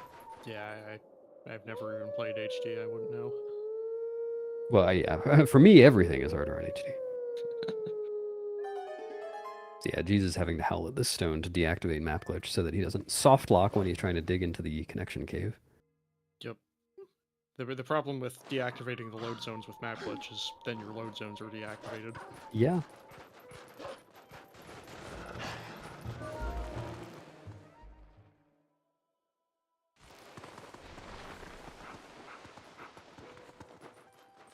And then Nimzo is about to start the snowboarding sequence, which will be a little harder because he did an LJA to skip the messenger fight at the top of Snow Peak. So the fog covering the snowboarding track is not cleared. Means he can't get any rupees either. Yeah, horrible. Jeez, with a nice clean connection cave. Oh, did Nimzo go on a spiritual journey? I didn't notice. We'll have to see whether Jeez does. See whether Nimzo pulls out any Shaun White moves. Yeah, the blind snowboarding here looks pretty difficult, but there are actually some pretty good visual cues that you still have available through the fog.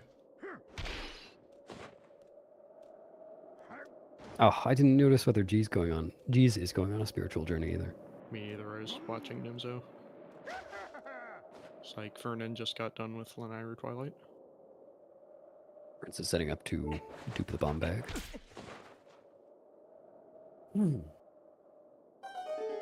Not on a spiritual journey? Dang. Yep. Well, we've still got a few opportunities.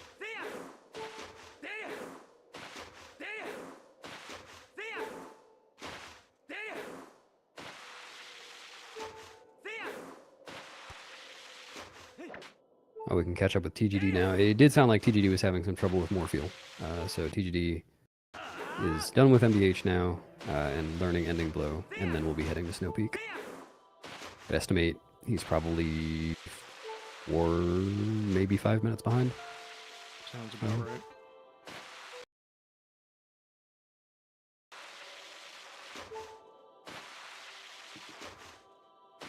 So Snow Peak's going to be pretty cool.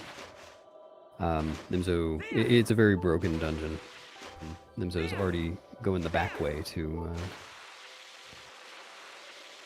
the back half of the dungeon. Doing the old strat here. Yeah, for reference on just how broken Snow Peak is, not even the glitchless rule set is enough to force runners to complete it using the intended route. Yeah. So we're going to do a cool ice wall clip. I think we might see the other route from G's. That'll be pretty interesting. Let's see. And then getting frozen, which is why I don't do that route. Yeah, G's will start off the same way. And then instead of going through the doors into the next room, he's going to hop down and do a floor clip. Yeah, I'm not a big nice. fan of ice clip. Oh. Oh, except for the bonk. Yeah. And this will get him out here where he can do a glitch, well, a trick, an exploit, to climb up this ladder even though you're not supposed to be able to. And then do the freezer clip that Nimzo just did to get to Dark Hammer early. This trick is frame perfect.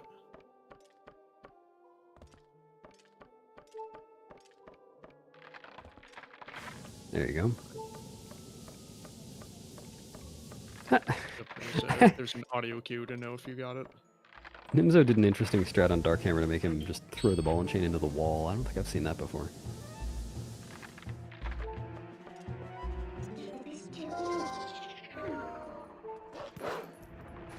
Like, I've seen him throw it into the wall before, but it looked intentional on Nimzo's part. Good freezer clip from G's.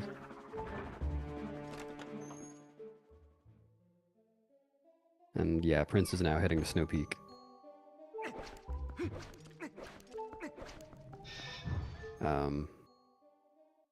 I'm sorry, TGD is now heading to Snow Peak.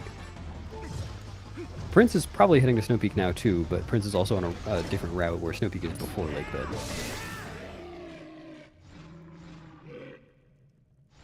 Yep, and we're all going to Snow Peak just to get the ball and chain. We don't need to complete the dungeon. Speak for yourself, I'm not going to Snow Peak.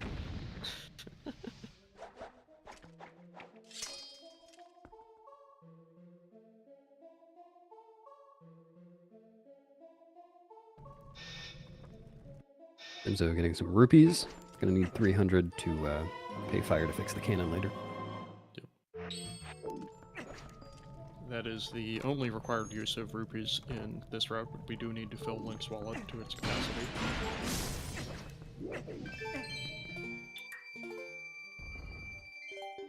Thankfully, this just needs to happen by the end of Arbiter's Grounds, and there's like 65 easily available rupees there. 85? In Arbiters? Yeah. Yeah, something like that. Yeah, Fernand's now wasting bombs and also going to get this small key, it looks like. Yep. The result of just not being able to LJA.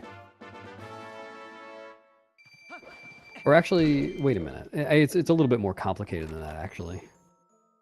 Or no, it's basically that. There is a trick that we can use, the console, not you and I, Yeah, to well, get I don't use this Deku. trick. We could do it. To get to Deku Toad without an LJA, but also without getting the key and going all the way up. But it's, I think only one person has ever done it in a run. It's very risky and seems pretty difficult. So. Nimzo now climbing the tower up to Aru.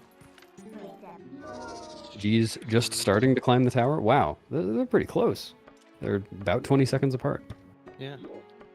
That is definitely one of the things that's better on TBHD. Oh wait, I'm sorry. It just synced for me. Jesus. Oh, G's was at a different Jesus, ladder. ladder.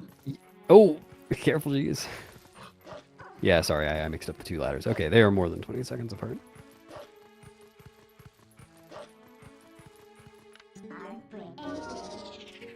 That first ladder is a real problem for the low transforms route, Yeah. since Wolflink cannot climb it.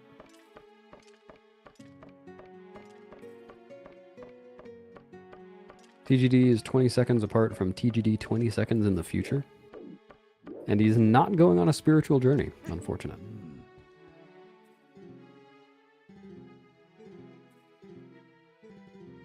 So yeah, Wii lake bed routing is very complicated because of this set of vines. There's just no way to get onto these without bombs.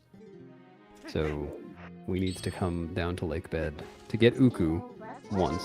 Sorry, come down to lake bed once to get Uku. Then again to get the claw shot. And I think Morpheal is a separate trip. I can't remember how many trips it does right now.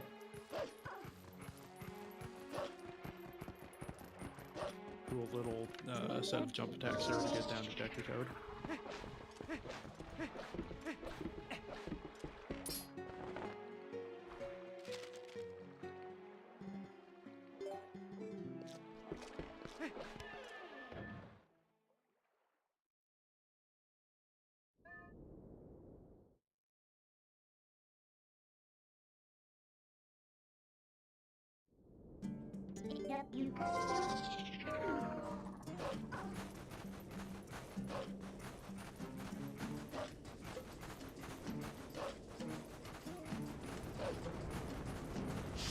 Then coming up, we'll see a little bit more route divergence between Nimzo and G's because Nimzo's on JP.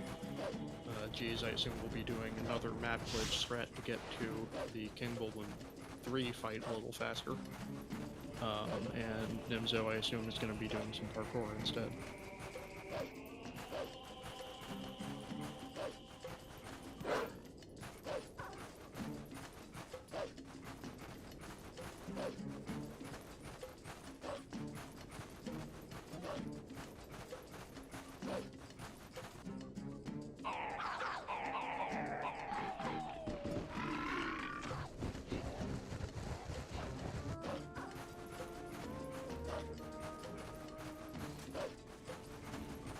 Missing the jump.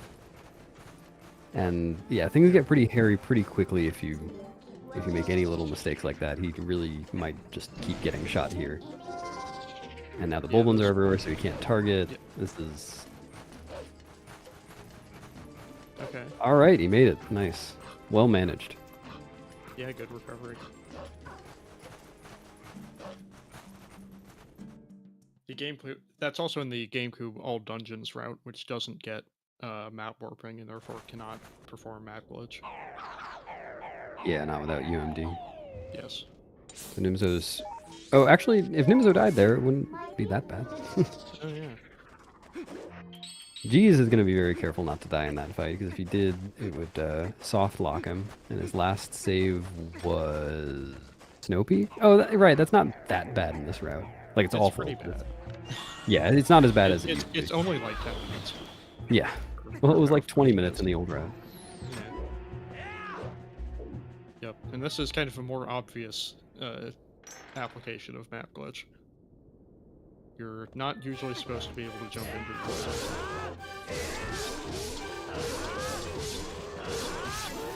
Anyways, good King Bulblin fight.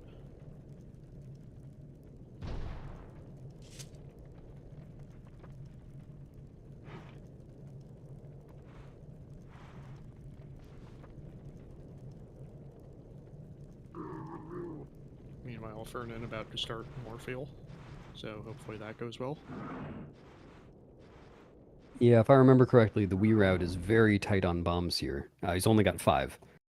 And ideally, Morpheal takes 1 bomb. With not the best RNG, it will take at least 2. Most routes assume that you're going to use 2 bombs there. Yeah, but if things go bad, then it's very easy to get up to 5 bombs or more. Yep.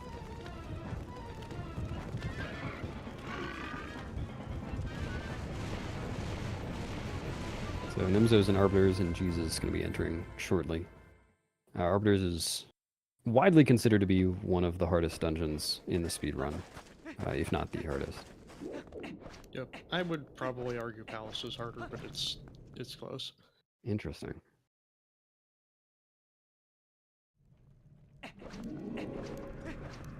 There's a lot to do here. There's a lot that can go wrong. A lot of it is just because unlike many of the other dungeons, we can't skip large chunks of it. We basically have to complete the whole first half of the dungeon, although we will see a trick called Po1 skip that skips fighting 1 and 4 Poes. Yeah, there is a skip for most of the second half, though. Yep. It is also technically possible to skip the first half of the dungeon with a trick called a pickup slide, but you won't see it in any percent because it takes about 10 hours. Yeah. Pretty slow.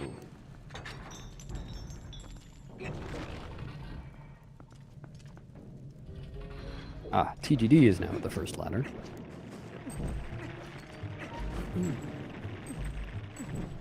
G's having some lantern trouble.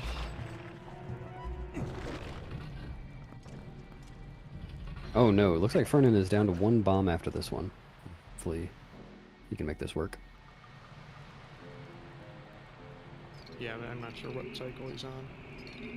Nimzo's now doing Po1 skip. Unfortunately, didn't get an LJ here. Yeah, I never even thought about using a combo for that. That's smart. Get out of the sand. Yeah, I usually just transform if that happens, or try a claw shot out. There we go, Nice. second try. Yeah, Fernan's in kind of a tight spot here. Yep, he's got to kill Morpheal with this air meter. Yeah, this is not looking good. Morpheal doesn't want that to happen. No. No. That's... Oh! No, that's No, man. unfortunately death. So he's going to go ahead and save warp, presumably to get the water bombs that are in the first room of Lake Bed. Yep.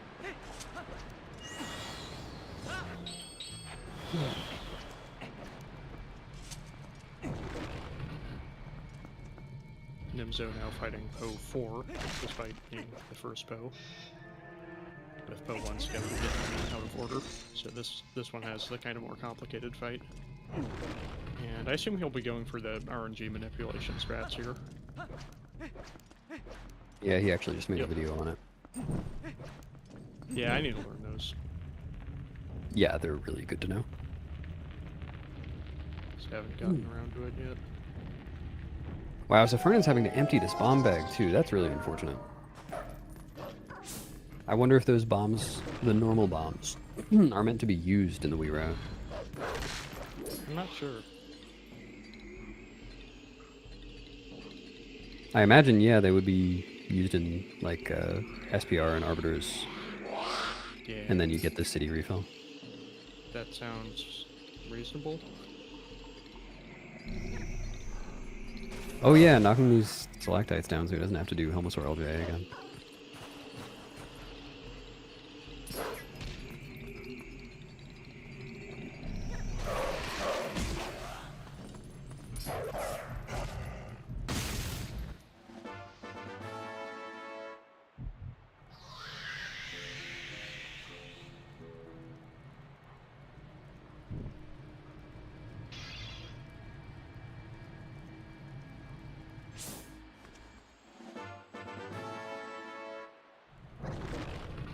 Vernon's getting a heart piece too. Interesting. I wonder if this is just for the boss key skip setup? Yeah, it looks like it. Looks like it. Yeah, because the health refill shouldn't really matter. That's interesting. And now he's going for Vine Clip. Wii exclusive method of skipping the boss key.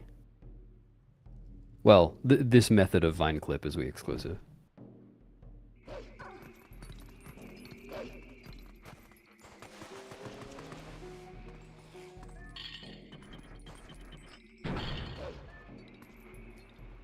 And Nimzo is off to go 2 now. This one can be kind of complicated because those bubbles really want to get in the way, but looks clean. EGD is also going for the map glitch strat in Bowling Camp.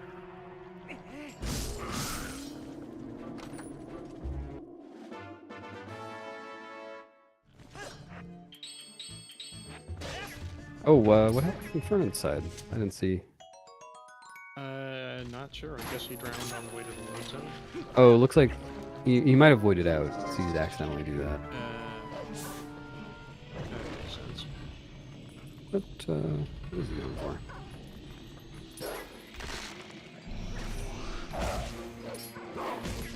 I think I saw the tail end of a speed rat from Nimzo.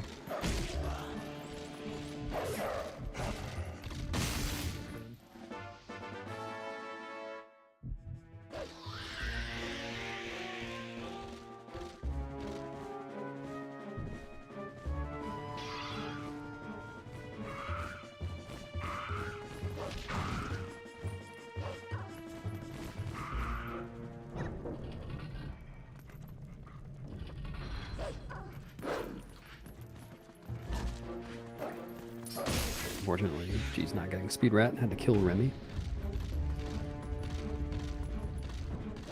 Now Nimzo will be going through the Po 3 room in reverse, so the Gibdos won't attack. Yep, it's much easier than going through it normally. Yes. Choosing Oh, not and to going go for the through bite strat. Interesting. Yeah. I think I've only ever seen JD do that before. Oh! Okay, Nimzo has some secret tech. Pulling the chain really fast like that. I've never seen that before. I have, and I forgot it existed, but I think I saw it from Nimzo. Oh, you just did see it from Nimzo. Well, yeah. I might see it again from Nimzo. Not intentional. You say not intentional, I say secret tech.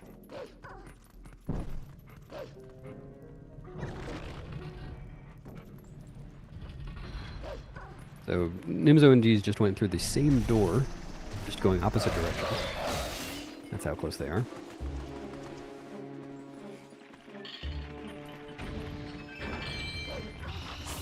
He's opting to pull the chain eventually. Yep. G's obviously went to chain pulling school. That's what he's supposed to do. And TGD's entering Arbiters now too. Still a good ways behind, but in the same dungeon at least.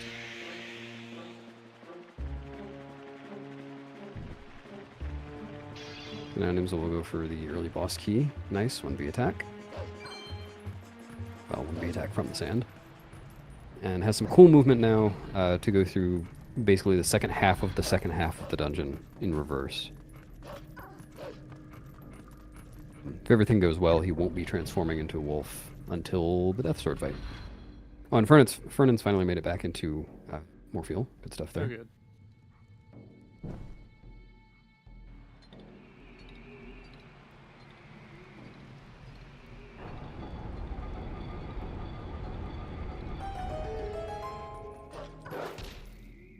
A nice bonk from G's.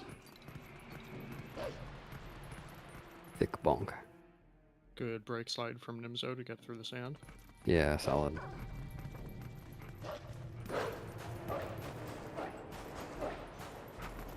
And making quick work of the Stalfos. Very nice. Yep, that bomb strat is really satisfying.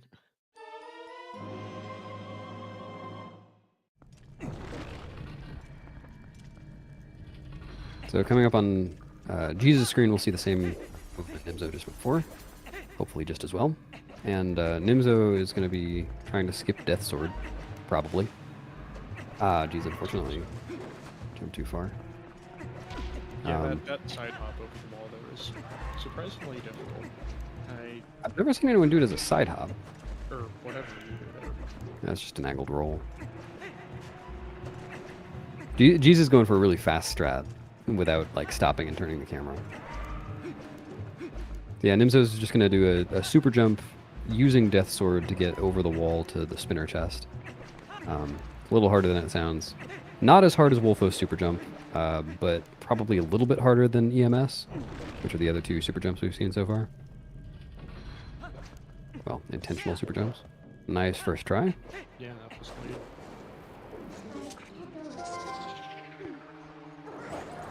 G's unfortunately having to transform here, missed the brake slide. But didn't void. That's a plus. Brake sliding requires holding L in a precise position on the control stick on the same frame, so it's not uncommon to miss that. Well, it's not, and you can use a roll to buffer it, and that's what they were doing in the sand there. So. Oh, you can.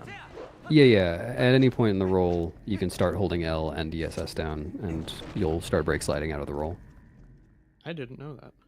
Yeah, Nimzo. No. The Moldorms, dude. We're getting destroyed by 2 Moldorms. Not 1, but 2. That is just the RNG of all time. There's just nothing you can do about that. No, it's... That is really unfortunate. Shoot, I might start going for that brake slide now.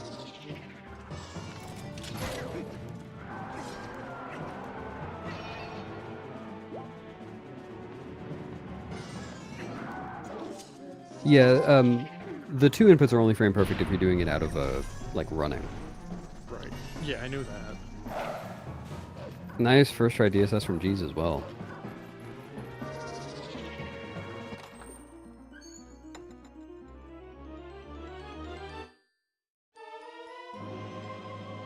And Fernan has defeated Morpheal.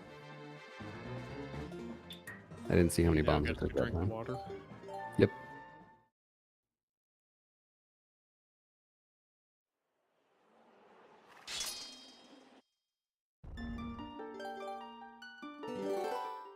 And Nimzo coming up on Stallard. Based on that split time, it looks like he has gone for Stallard skip here in the past. We'll see if he attempts it today. I assume he will.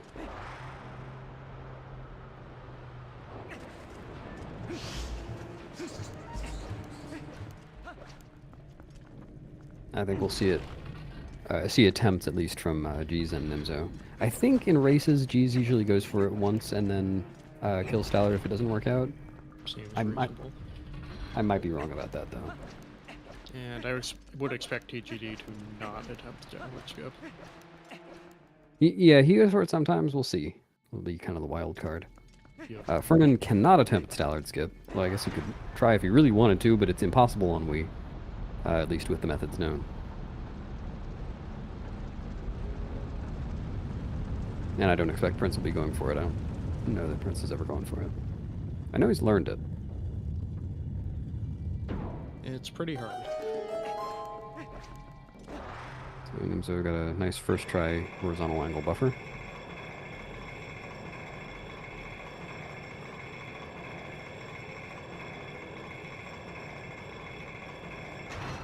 Yep, setting up a very precise angle and position here.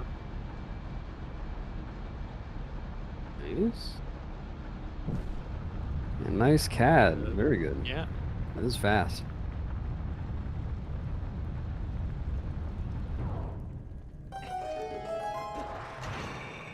Alright, so it looks like it won't be a rang. Let's hopefully you can get the wall clip. Second try. Nice. There we go. Gotta equip the lantern for good luck.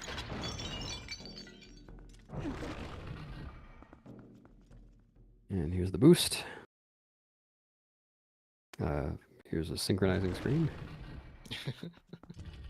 Hey, there we go. First try. Nice. I was a little behind. That is not an easy trick. No.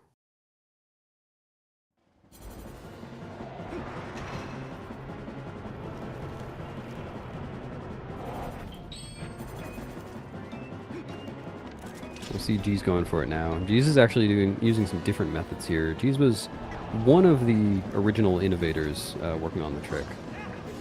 So he's kind of got his own methods for a few different things. And we all thank G's for his service, because without him, we probably wouldn't be doing it. That was Also is he using, Demon like Bowser. some kind of screen edge cue for the vertical angle there? Yeah, I believe so. Something with like the rim of the sand area.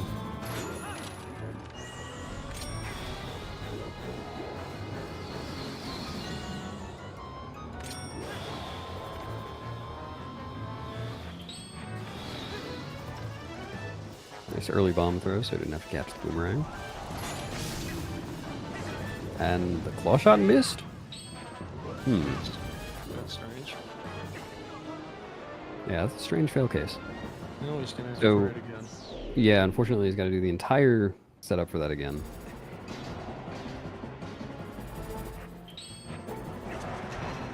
Or kill Stellar, whatever he decides. Nope, going for it again. He's trying it again. Nimzo, on the other hand, is entering the Sanctuary to work the cannon. Lake Hylia is headed to City in the Sky next. Because as we all know, City in the Sky comes right after Arbiter's Grounds and Twilight Princess. Definitely.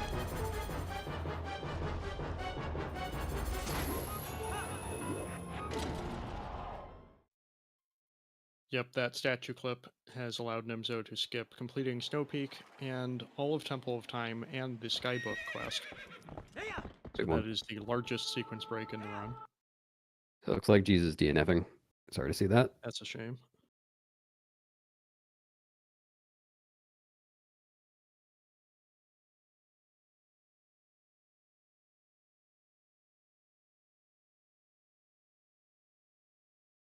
Oh, I suppose we can get Prince back in. Yep.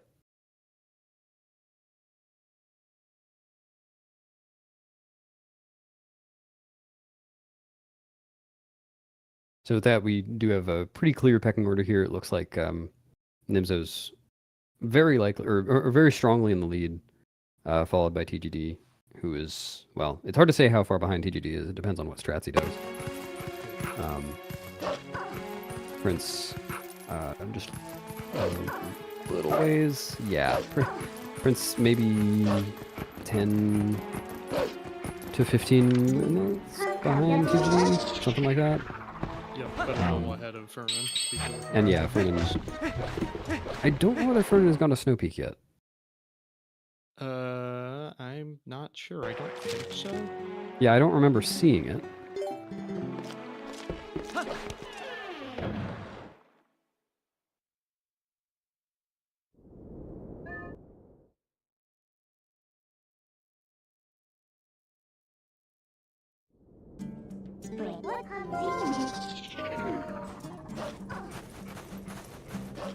But yeah, Fernand did have some trouble on Morpheal that did cost a lot of time. So Yep. yeah, this is it has a decided lead on Fernand. We got a nice rope skip there. Not the Telma rope skip, a rope skip. There are many ropes that are skippable. There are. Wherever there's a rope skip. Actually, do we have any required ropes? I guess we use some. Yeah, we do. Never mind. Yeah, there are the ones in Series 1. Yeah. A couple of NDH ones, yeah. More required ropes than required gates. Yeah. So TGD did not go for Death Sword skip, killed Death Sword instead. See whether Nimzo is going for small key skip. Ledge collision in NDH. It's very easy to fall Ooh, down. yeah.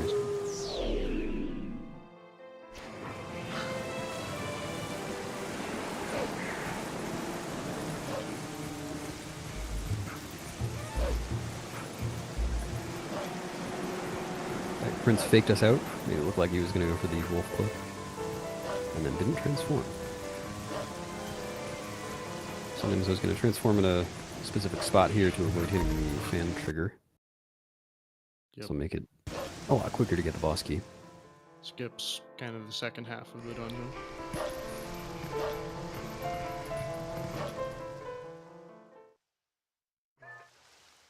Moldorums being much nicer to TGD than they were to Nimzo.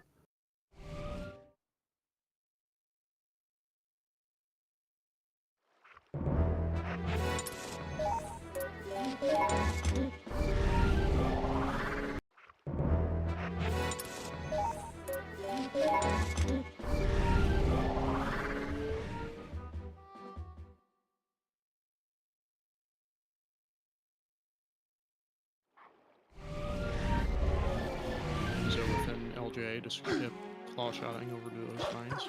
Yep.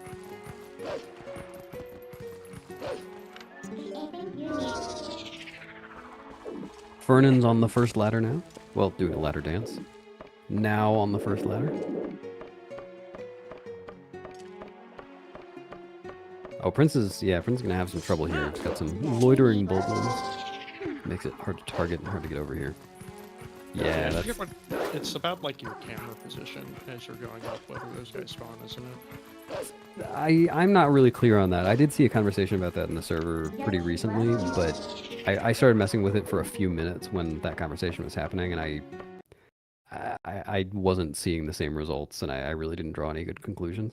So it looks like Prince is going to go for a different map glitch strat. Yep, kind of back up there. Yeah, I don't know if this angle is The way going to work. Prince is doing it, it's literally a backup strat. Yeah, that's true. Angle. For now, and then it'll turn into a jump attack strat. This one just takes... It's actually, if you go for this initially, it doesn't take very much longer than the normal strat. Yeah, I go for this one. It's a lot easier. Yeah, you can just fall forever until he hits the trigger, which fortunately extends infinitely downwards. Yep. That's the magic of map glitch. Oh, Nims are going for the brake slide at the door. I think I've only ever seen Anna do that.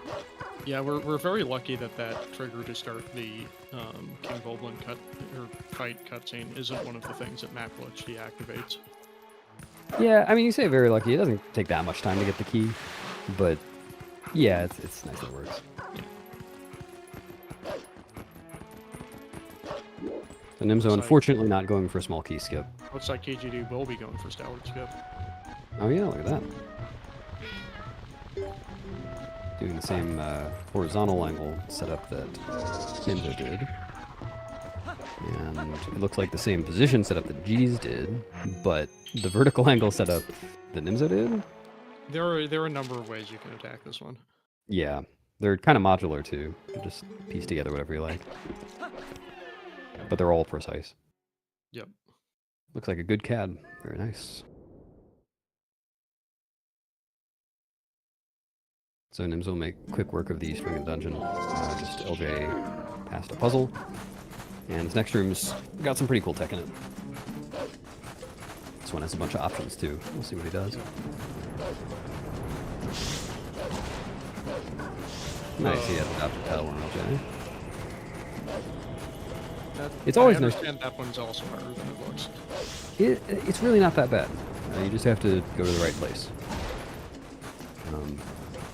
I was gonna say it's nice to see older runners updating their strats. Because it's definitely easy for older runners to just kind of stick with what they know. But Nimzo, I mean, he's definitely not the oldest or longest. What am I trying to say? He hasn't been in the community the longest, but been around for a while. Prince picking up a skull, the last where you are. He's running the latest route, doing the latest strats, innovating on some of them. Yeah, nice I love just the variety of stuff we get in this game. There's so many different ways to approach it. Yeah, and that said, I do like seeing old strats too. Like, it's really interesting seeing older runners run when they haven't updated their strats, because I see things that no one does anymore.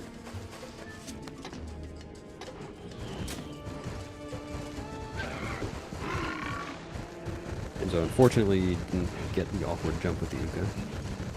It is on. It is, yeah. He's just messing with the Helmasaur. What a jerk. That Helmasaur deserves. Yeah, you're right. Oh, so it looks like I wasn't actually watching TGD, but it looks like Stallard Skip went wrong and he ended up killing Stallard. Because Stallard is completely dead now, as you can see on TGD's screen. That is one dead boss for man, one giant dead boss for mankind. And so, very intelligently not doing the skydiving strat there, because he would have died. Yep. Good health awareness. Yep, you can do that with the normal like, jump attack at the right time, but it deals a lot of falling damage. It's like he didn't get the one frame boots equip. Oh, Fernand's going for the same Bowling Camp strat that Prince did, because Fernan can't do LJs, or Boomerang LJs. Yep. And Nemzo now setting up for a Ralphos skip. TG unfortunately missed the early knockdown. It's like he's going for the angle buffer setup. Very Yep, nice. very quick. That's brand new. The trick isn't brand new, it's that method.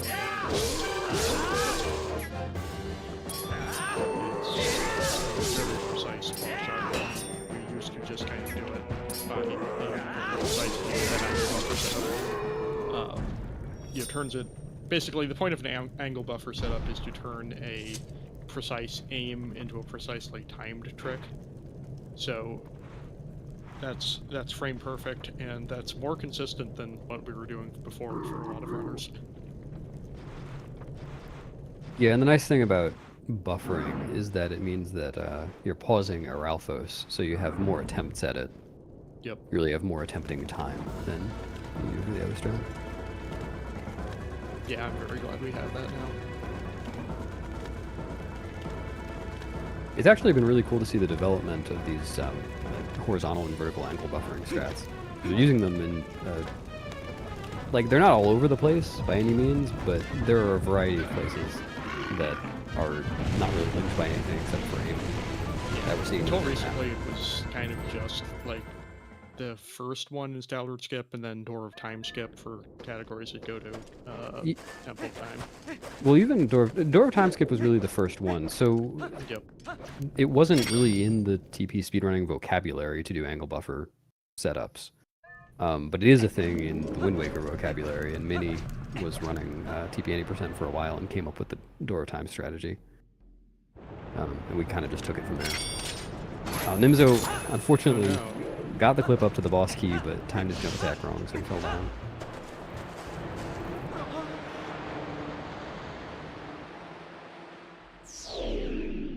Also a pretty new strat. Yeah. Prince is doing donuts. Yum. There, yeah, there's just a tiny bit of, there's a tiny spot there when you wash up the green. You would have to go outside. So. Yeah, it's a great clip. TGD seems... What has TGD done? Did he warp the cannon? I'm not certain. Nope. No, it looks like TGD warped to Lake Hylia without the cannon.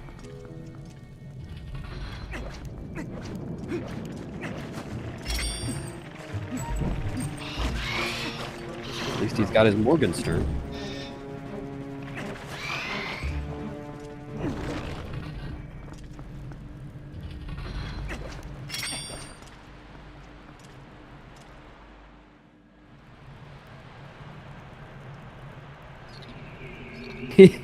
He's just warped back to Lake Hylia.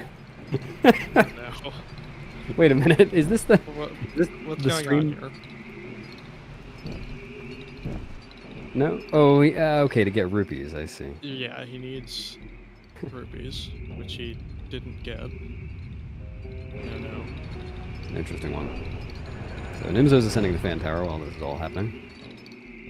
And he's gonna go for a quick strat at the end to... I think What's Does that? he know? Does he know the Canada's in here? I couldn't tell you. I think he's figured it out at this point. There we go.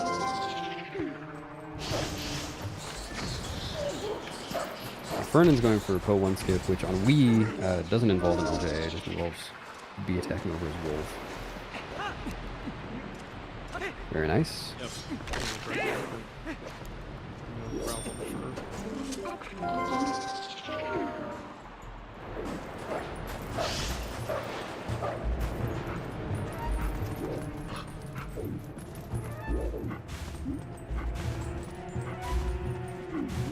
Very quick shot from Nimzo.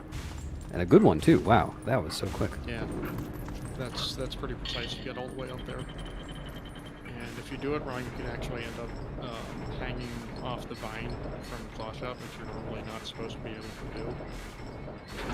Which unfortunately in that case is very bad because the only option is to drop off and fall into the void and try it again. If Nimzo really wants to, he can lose himself about 5 minutes here by claw shotting in the first or maybe second frame possible on Dark Rock's tail. Looks like he's avoided it. He did not do it. Probably a good decision. Yep. So yeah, Fernand's down to 1 bomb. Is he gonna get the bombs here? Yeah, it looks like it. Then Nimzo doing the quick first cycle on, or first phase on Argrok. TGD has warped to Lake Hylia. Let's see whether he has the cannon this time. Yes, he does. It's there, Nicely done. and that's a cannon.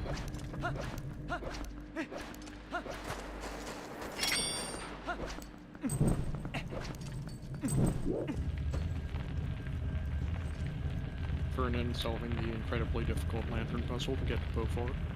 It's a pretty tough one. Did it without even turning on senses. I mean, technically, it doesn't have a post yet. I think you can still see it without the post on. I might be wrong. That wouldn't make sense. Yeah.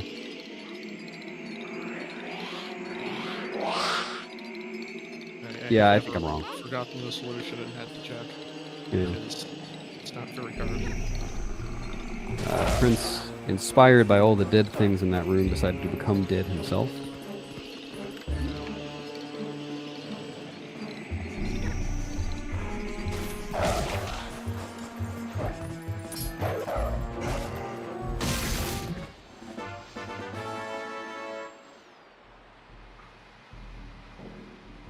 Losing a couple of frames on Nimzo.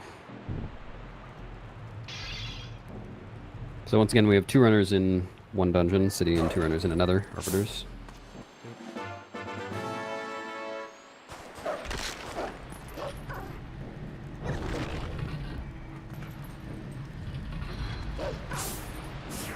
Nimzo first rat to manipulate Argrok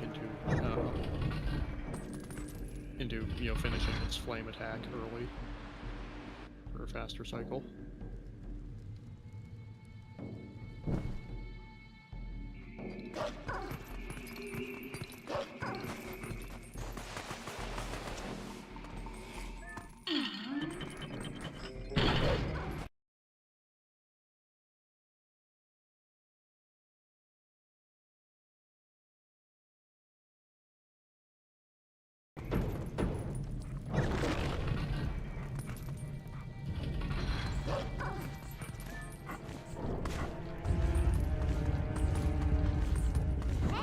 Further with the accidental super jump off the I've had that happen. I think I've had that happen before. And looks like Nimzo has failed one of those. No, he's going for a 3rd cycle. This one's slightly different because Argrok wants to turn around in the middle of it. Let's make it work. And as reward, he gets to watch the minute-long cutscene.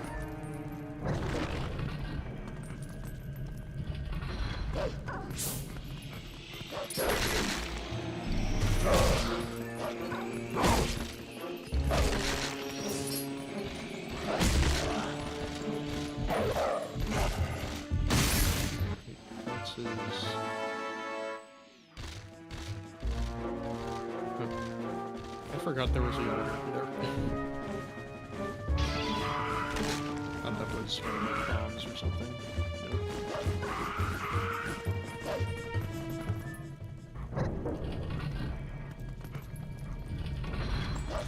Nope.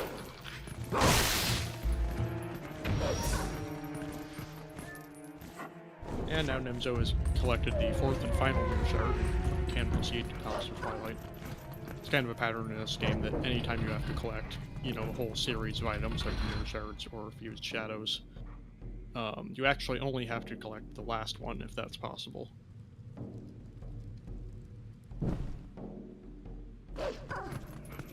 You know, the game wants you to think that you need to collect all 4 mirror shards to get to Palace, but it's really only beating City in the Sky that sets the flags to let you go there.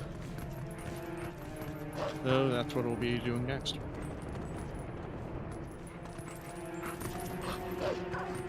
Alright, what did I miss?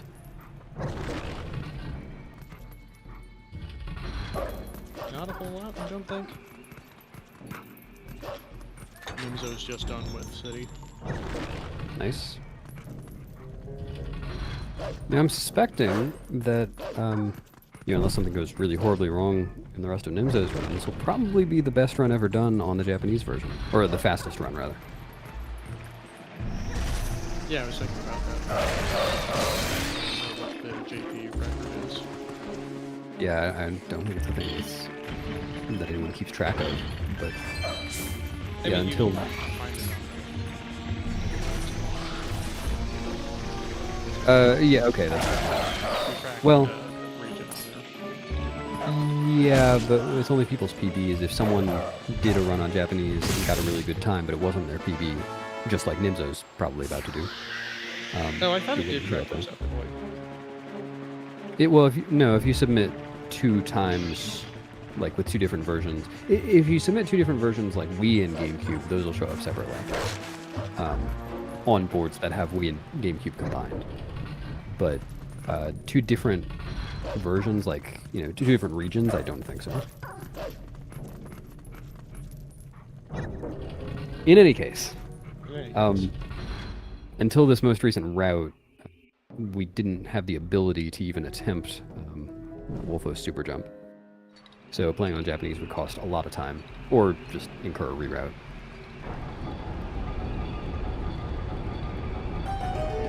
You need a claw shot to do it. Nice tile worm LJ from PG. Good stuff. It's not that you need claw shot, it's that you need mid-on back, which is Oh, only after right. like that. Hey, you also Yeah, well, you would have had claw shot anyway. Oh, right.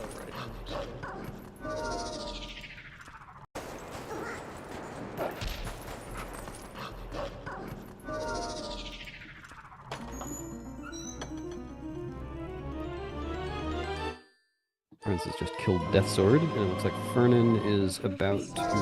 Oh yeah, head to Death Sword. Prince and Fernan are not too far apart. Probably a couple of minutes. 2 or 3.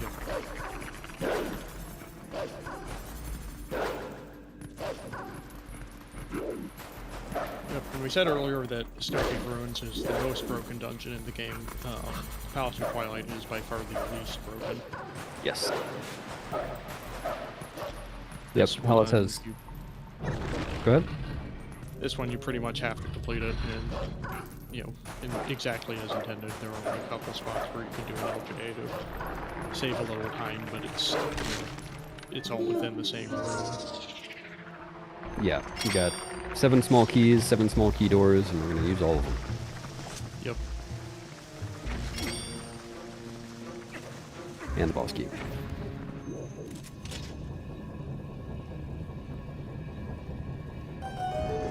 Every time... The majority of the keys in an 90% run are in Palace. That's probably right. Yeah, I think you Wow. only get 12 or 13 total. Okay, I believe you. Oh, have you thought about that for low percent? No, I think it's Anarakis' splits have all of the small keys called out individually. Ah, bad. And it goes bad, up bad. to, I think, 12. TGD unfortunately failed the skydive. I was gonna say, every time I see someone go through the opening room of Arbiters, I remember Nimzo's Moldor. So the good. exact number doesn't really matter for what percent, because there's only 2 of them that are skippable, and we know which ones they are. Yeah. And we only skip one of them.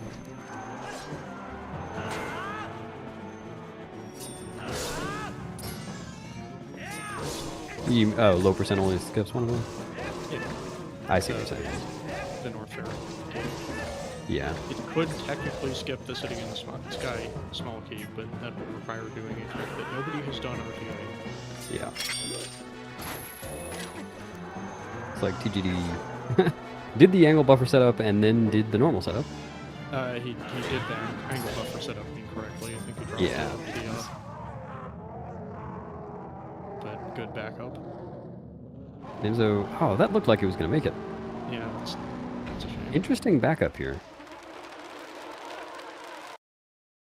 Okay. Didn't quite make it. I know what he was trying to do. You just want to drop it on the edge so that it rolls in slowly enough that you can get back on the stairs. That's usually what I do when I miss it.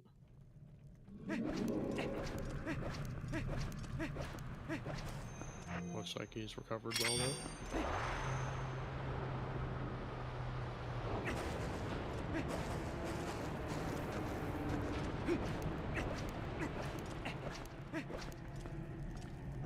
Alright, let's see TGD's clip. Up to the boss key. He says it's insane. Is it insane in 2024? Okay, that was pretty insane in 2024. Yeah, that's smooth. Just kind of immediately aimed to the right place. That would have been even more insane in 2022. Yeah.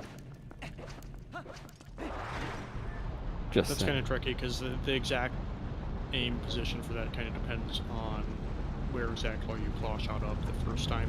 Yeah, it's not really a given getting the second claw shot target correct. Yep. Nimzo's taking it nice and easy in stupid room. That was really unfortunate. Oh, you're right. Oh, yeah, I just refreshed.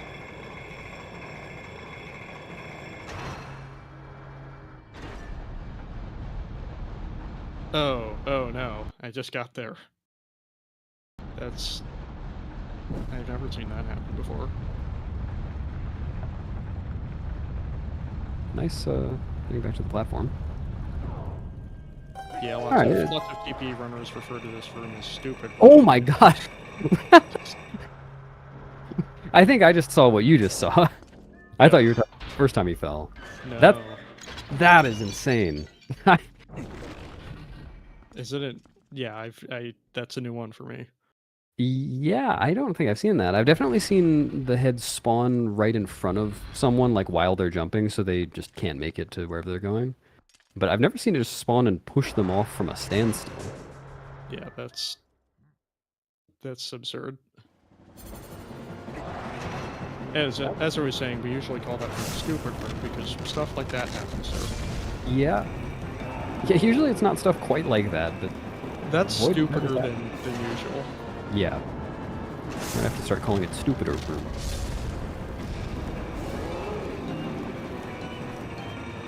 Good, ending of Fan Tower for TGD. It's like Prince is now exiting the Stallard fight while Fern is dealing with Elbow Bitch. Yeah, Sally's first phase is very RNG. That was cool. Fernan just, oh no. That was almost cool. No, I mean, Fernan was on the spinner and trying to turn around, and you can't... I guess he could have targeted? Maybe he did target. Never mind. I'm not sure. But he like, just went straight through that line of Stall troops there. Which is definitely not a guarantee.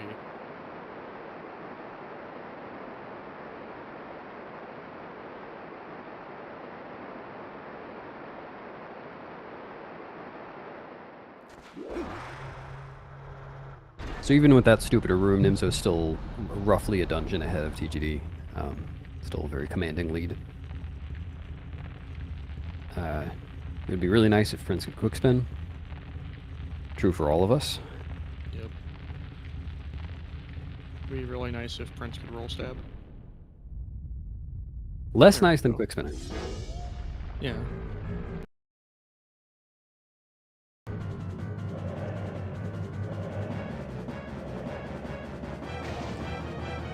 It'll be really nice if Nimzo can quick spin here too. And not roll stab. Yep, doing these Phantom Zam fights correctly requires doing a very specific dance each phase. And that looks good. It looks like Fernand's going for the Wii Salad 1 cycle. Didn't quite get it. Yep. That seems really tough. Yep, we can't chain quick spins like GameCube can. So to get the Salad 1 cycle, you have to do it all with jump attack auto spins, which is a fair bit more precise. Not sure what this backup strat is. I've never seen this before. This is a really baroque backup that's kind of outdated. There's a newer backup that's roughly the same, but you can go on the first fireball instead of the third. Huh. But yeah, I've never messed with this one myself. That's useful.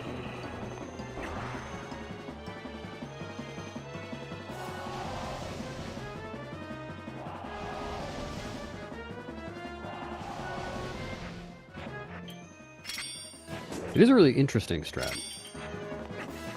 Yeah, I'm not even clear on how that works.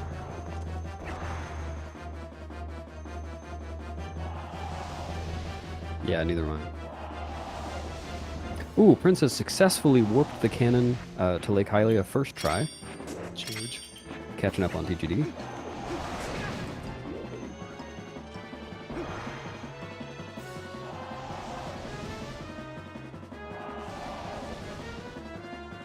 Nimzo, oh my god. Turn keeps getting stupider all the time. Nimzo's doing a little dance now.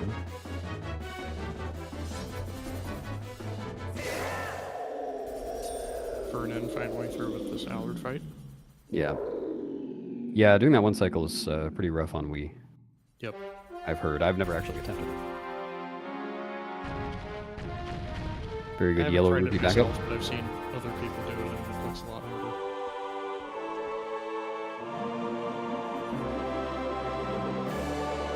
Yeah, Nimzo, unfortunately, How to avoid carrying the soul all the way to the platform. unfortunately losing like a minute here on this segment just because of that stupid room. Yep.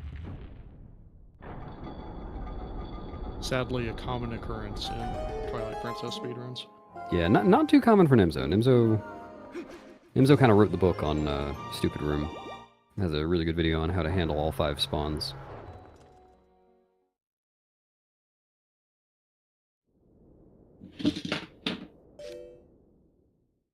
Did you just collapse? No, I knocked some stuff off my desk. Oh. I'm glad you didn't collapse. Me too. That would be bad.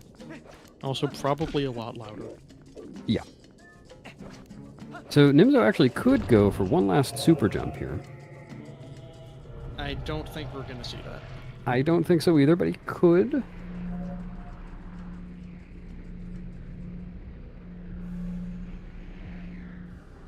Looks like he's gonna do it Nope. forward way.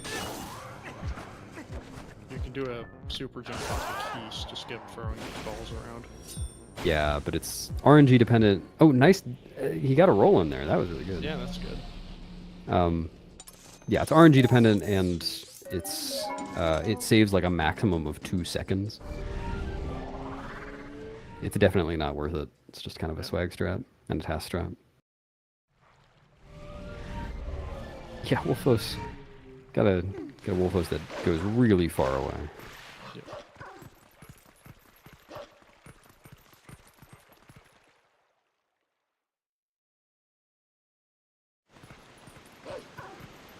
Alright, TGD is finished with Argrok right as Prince is getting the city.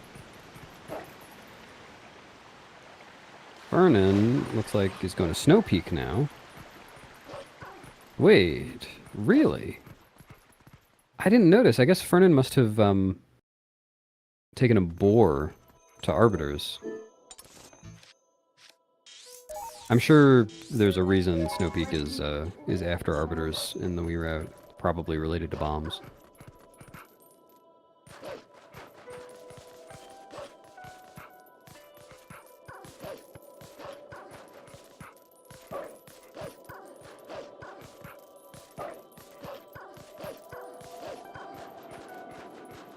Let's see how nicely Nimzo treats his bird friends. Nimzo, how could you?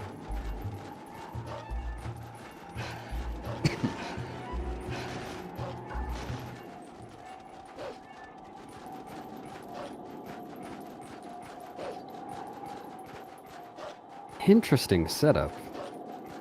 So Nimzo's going for LJA here. I don't know if that one saved time. I think it still did, actually.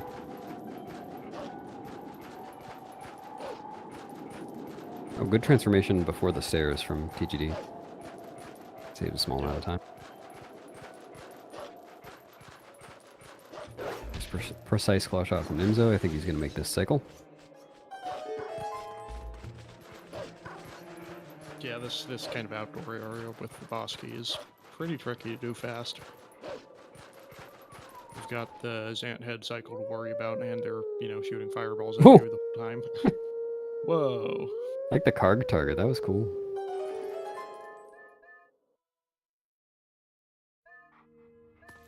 That's solid.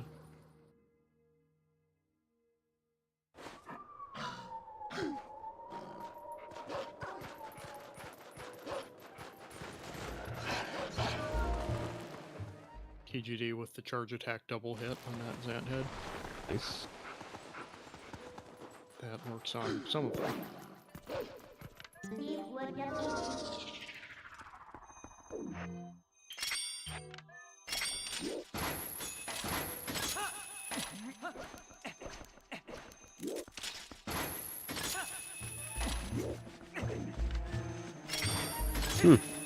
I always like seeing Nimzo's timing setups, and he goes for this too. Oh my gosh. He's got Nobody some. goes for that LJ.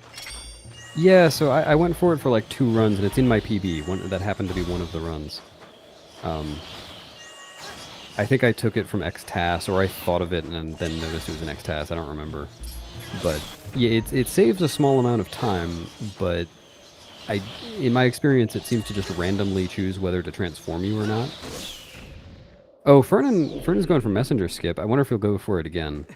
This is a Boomerang LJA on GameCube, but since we can't do that, nah, unfortunately. Yeah, he's doing a Keys LJA, but mistimed it slightly.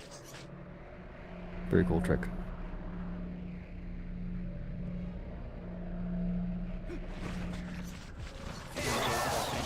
The 7th and final small key of Twilight. Fernan has nice knees.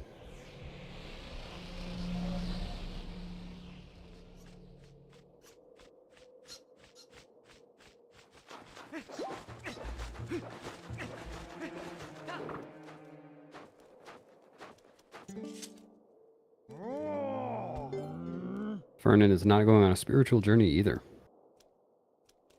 I think that means nobody is. Unfortunately. Unfortunate.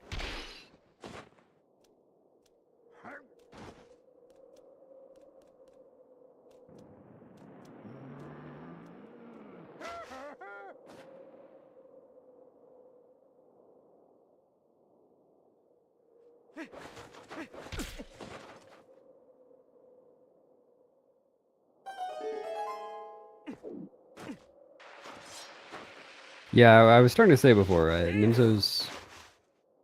He has a lot of very particular ways he does rooms, and pretty much everything is for a reason. Unless he just has to wait on something. He's putting on the iron boots for fun during Rupee Roll or something.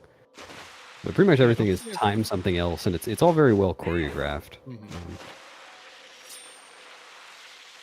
Really fun to watch. Yeah, that room with all the shadow beasts, they spawn on timers. So there's a lot of setups people do to get a consistent, clean fight there. Yeah, the one I particularly liked was his setup for killing the first 4 shadow beasts in early platform room. No, I wasn't watching that.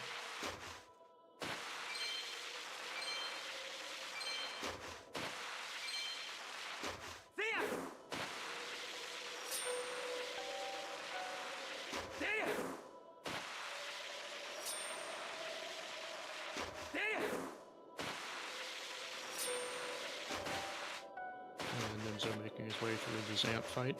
This one has 6 phases. The first 5 of which call back to earlier boss fights, some of which we've even seen in this run. Prince. What is Prince? Oh, okay. Prince looks like failed the awkward Uku jump and is turning on the fan rather than going for it again. Yep. Nimzo voided in the lava. Yeah, I'm not sure what happened there. Yeah, I was looking at Prince's screen. Well, he got the 1 cycle the second time. Oh yeah, so we'll see Snow Peak on Wii, which is quite a bit different from GameCube, since the GameCube, like, glitched route started with an LJA across a big gap that we can't do. So he's going to start off by doing the dungeon casually for a couple of rooms, and then I think they do the spinner bomb boost Yeah. for 80%. Yeah, should be.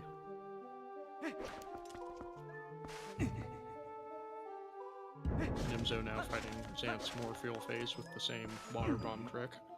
Oh, very nice skydiving from Prince.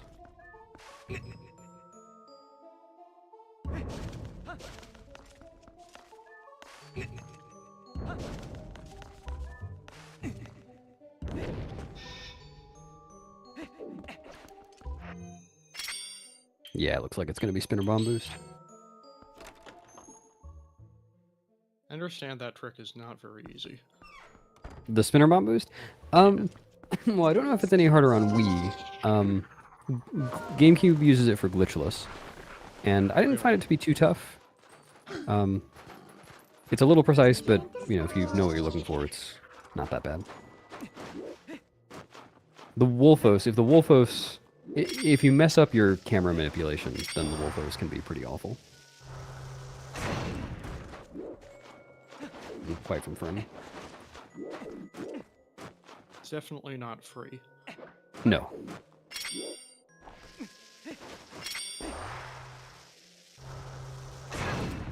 There Nice. we go. Good second try. And from here, you can just do the freezer clip, like the GameCube runners did. Nimzo doing the Rosetta phase of Zant. This is technically the only required use of the ball and chain. If there was another way to get past this phase, you wouldn't have to go to Snow Peak at all.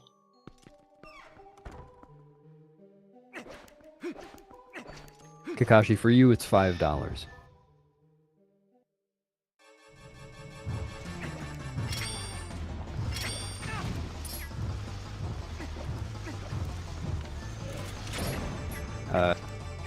Wow, Brennan narrowly dodging the ball and chain.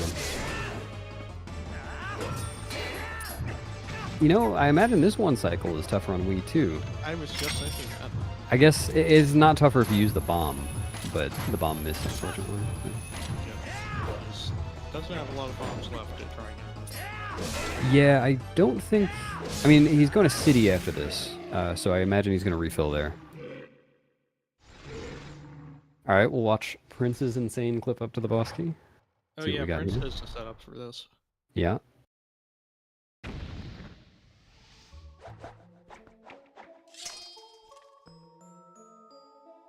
Nicely done. Yeah, pretty smooth. And does a little turn at the end to make sure he doesn't clank off the wall.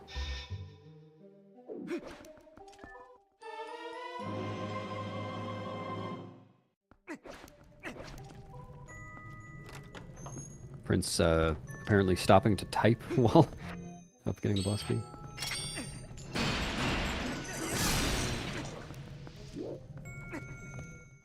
So Nimzo's exiting Palace. This is a pretty nice pace. It looks like 2:53 best possible time for Nimzo. That's not bad. If I squint. That's what I'm reading. Yeah. So I think what Nimzo is probably going to be hoping for in terms of a final time at this point is a 2:53.52. just because one, it's a palindrome, and two was one of his PBs at one point. Actually, the record, the first 253 anyone ever got. Well, it looks like it's possible. Yep, it might be down to Zelda. True. It is definitely possible.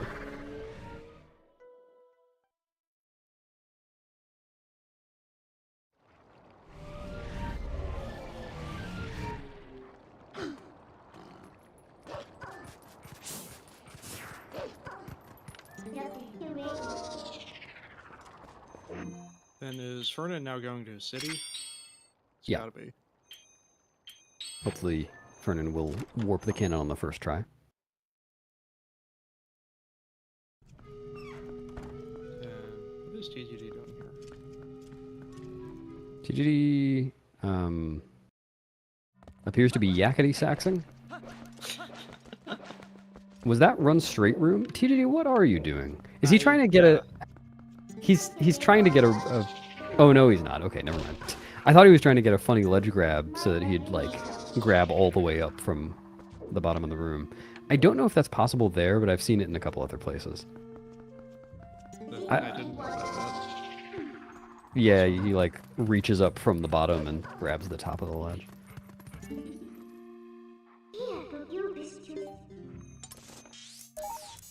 TGD unfortunately helping Stupid Room deserve its name. Gonna get coosed by Rose on the Gray.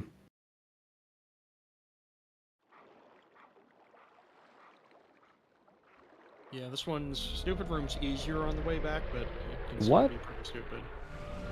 Okay, now I don't know what's going on. Oh no, I do. He needs to be careful not to lose that soul. Yeah, There you go. there it goes. Yeah, if the hand takes the soul back through the door, or through the wall, I guess. It doesn't just go back to the last room, it goes all the way back to the Phantom's Ant room. Also true if you throw the soul off the edge of the platform outside. No, if you do that, it respawns right in front of you. Oh, does it? Yeah, there's the little platform. It's going to be directly in front of him right after this cutscene. There's like a little socket. Huh. Oh, I see.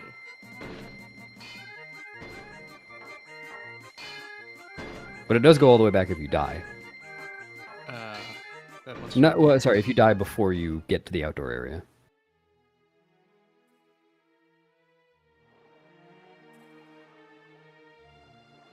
Prince, I guess it didn't Oh, quite no. qual shot high enough. Yep, Yes. that's what it was. So they're going to be waiting for Argarok. Yeah, that's not very fun. Vernon's playing with his iron boots. And City in the Sky is going to be a little bit different for Fernan, just by virtue of not being able to do LJAs, but it's not all that different.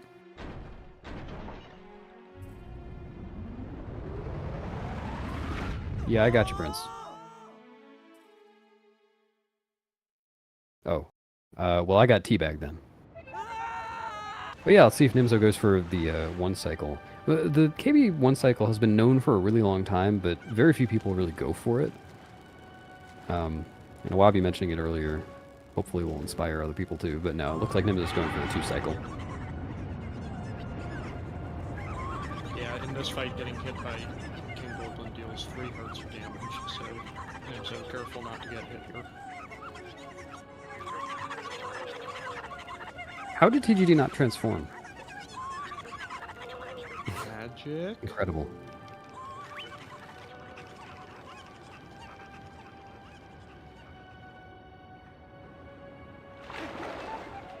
Yeah, Fernand's getting the underwater water bomb chest. GD unfortunately going for the LJA when the rank is not out of bounds.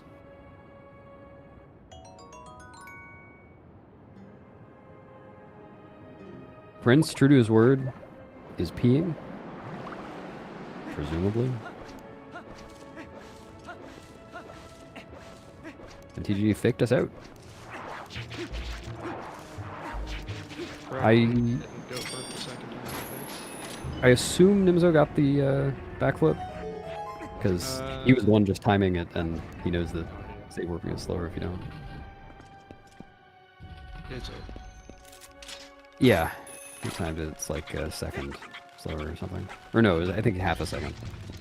Oh, right, that's what it was. Because save warping is slower if your movement when you don't save warp is like absolutely perfect. So I go for Yeah. save warp either way.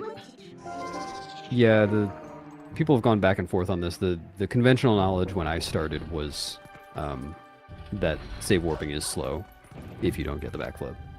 And then the conventional knowledge at some point, or at least my knowledge, changed to they're the same speed. I think I timed them. I think what happened is I actually timed them on Dolphin, so my loads were fast.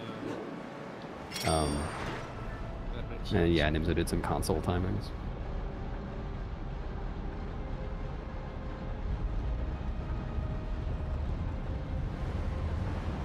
Nimzo fighting for the only dark note of the run. His nuts were too dark for this world.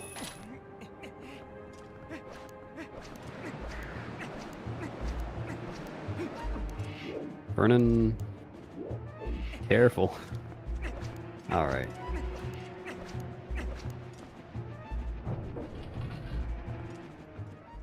Oh yeah, does Nimzo go for the new lantern puzzle? He does. He does. This saves 0.7 seconds over the way you're supposed to do the lantern puzzle, which is how we did it for years. Yep, but if you drop any of those rolls, you'll miss the timing on it. Yeah. I really haven't had too much trouble with it movement-wise. It's just like if I accidentally swing the lantern too early, I'm not close enough to the torch or whatever. That's a problem.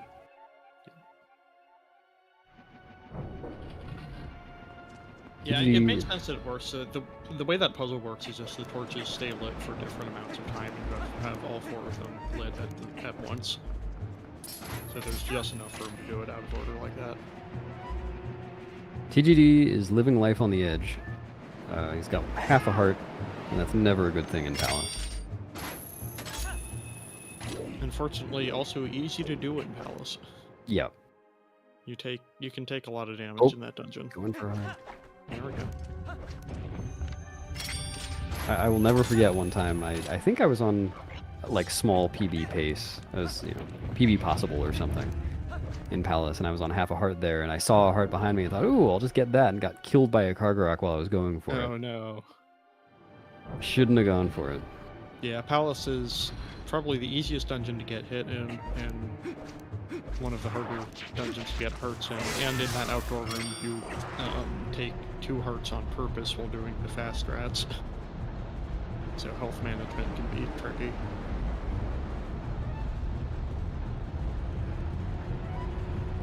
Nimzo's just been saved by an exploding eagle. There it goes.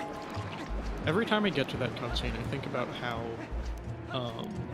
somebody at Nintendo decided that the sound of all 4 Lizalfos dying at once was reasonable to have in this cutscene. I mean, are you familiar with breaking the boulders before the spinner heart piece? That one's also pretty good. But it's not, part of this, dramatic cutscene, though. Yeah, I suppose you're right. TG was a TGD little is early for the platform. I feel like he did this last race, too.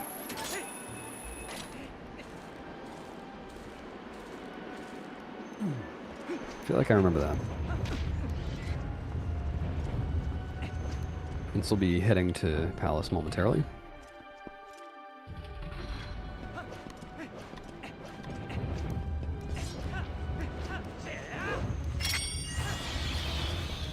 Ah. Yeah. What? TGD, okay. That was a little spooky. He's making it work. Yeah. Thankfully knew not to ride the platform all the way to the other side. Yep, we could be seeing a 13 cycle Zelda here. Never know. Not good old 9 cycle for Nimzo 9.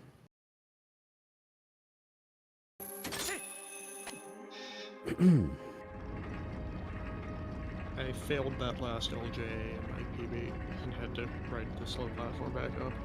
Yep. It's like 40 seconds or so. Something like. Too many. Nimzo skipping the last Dark Knight in Hyrule Castle. And I just kind of clocked on past it.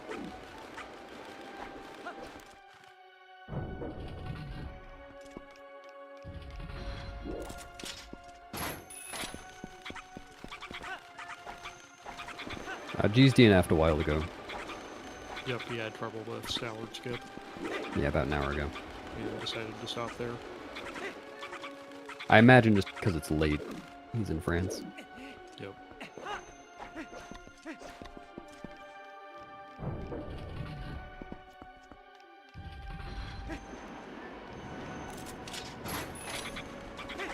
Nimzo not going for the Zelda crash, but it looks like he will be making a pop fort.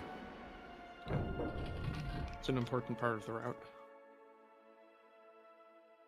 So ideally, we're looking for 7 attack cycles from Zelda. That's the minimum possible, but they could be more. With the good attacks on cycles 1, 3, and 7.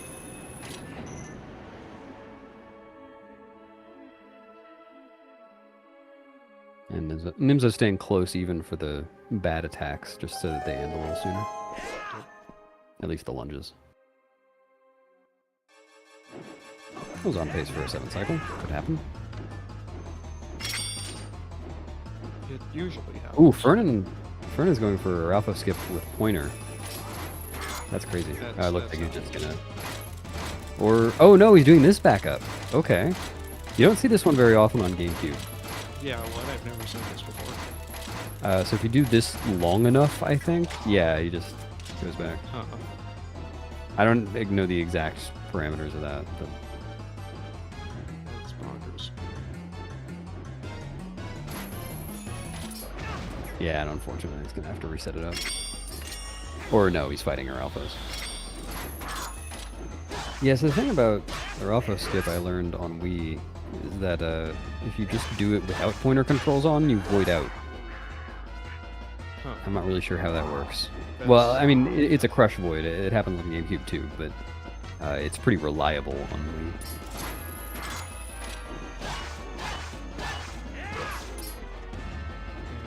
I assumed it was 7 cycle.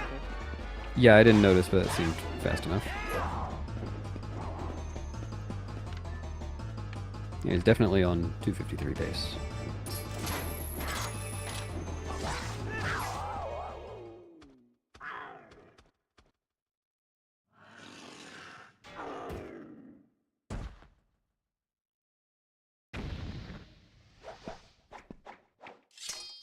Then, like with the Phantom Zant fights, we're going to be trying to do specific amounts of damage to Ganon here to get a fast cycle. In this case, that does overlap with dealing the maximum amount of damage possible to Ganon on every opportunity.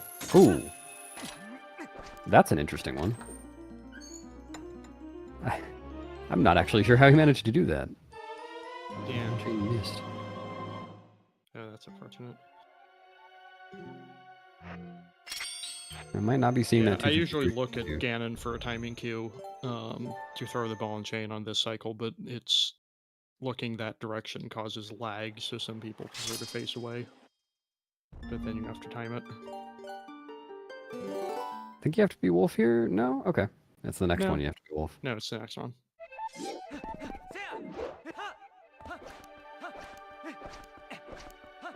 Alright, so Nimzo's back on track. Yeah, as long as you can miss Ganon completely in a cycle, as long as you don't actually damage him. As long as Ganon misses you too.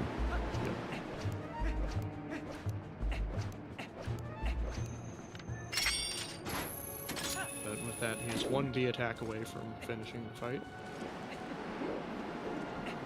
No, the ball and chain missed. Just totally whiffed.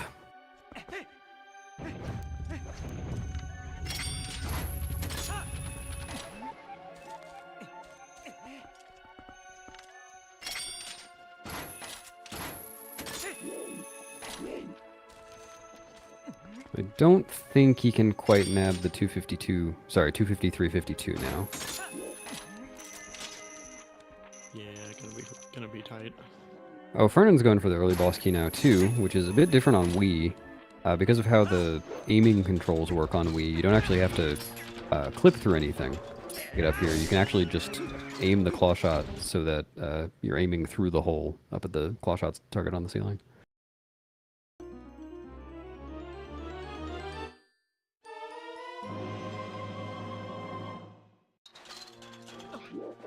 Yeah, so Nimzo's looking at a 254, 17, I think? 16, something like that? 14, I think. Oh.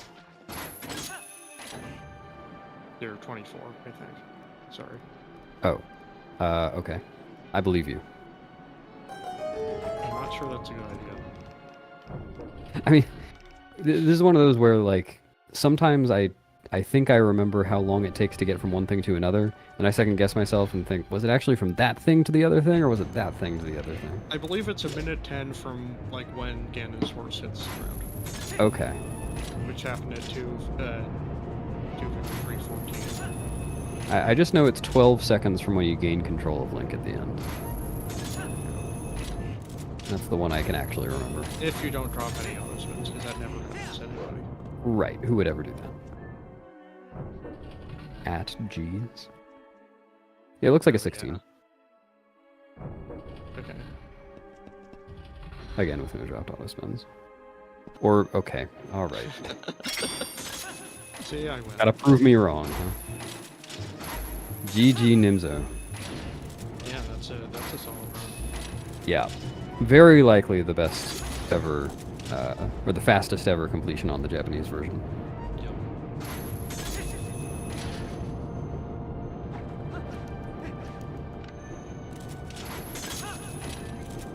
I think you're invited into for an interview, Nimzo, if you so choose.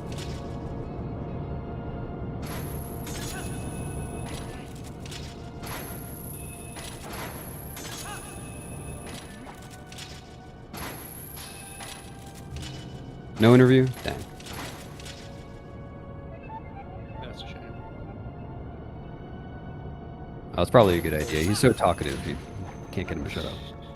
Hopefully one of the other runners can make it in. Yeah. Well, anyway, very nice showing from Nimzo. Especially with the Wolfos jump. And yeah, to catch up with everyone else, TGD is entering Hyrule. So he's not too far off from finishing, probably 15 minutes or so. Prince is about halfway through Palace, maybe, I guess a little less, including the Zant fight. And Fernand's just finishing up City in the Sky.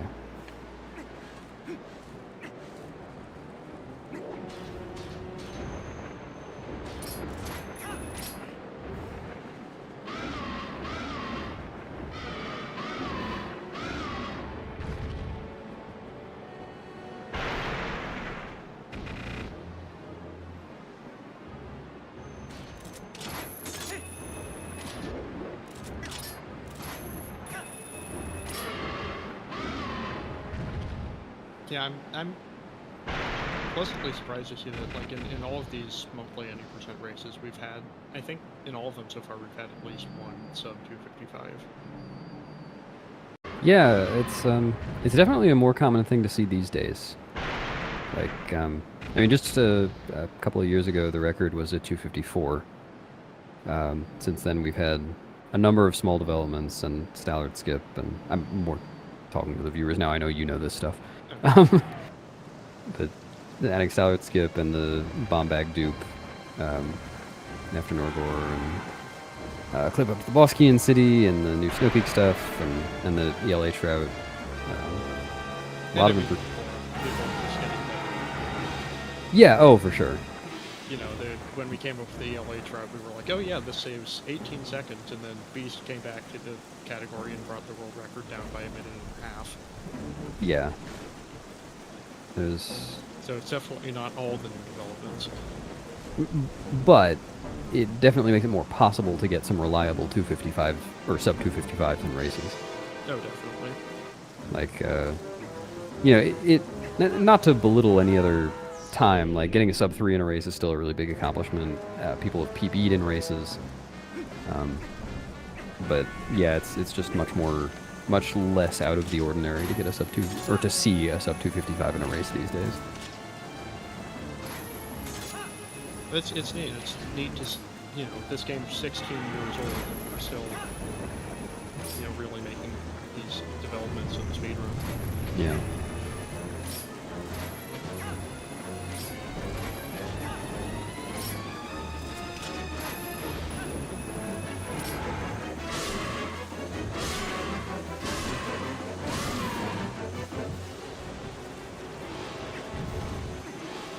Actually, the first sub 255 I can remember seeing in a race was Nimzo. This was, I think, very soon after he had gotten the 90% record with a 253.52. Actually, I think he also improved that time by a couple of seconds soon after that, so it might have been after that too. But he had a low 254 in a race, just a few seconds off PB. Nice. Which was really cool to see. No, he has a low. Yep. Very different run. Very similar time.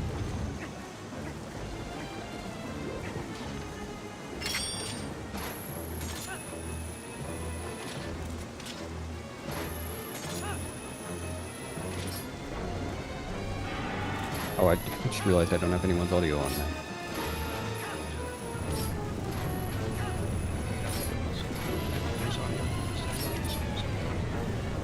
Oh. I prefer listening to the audio.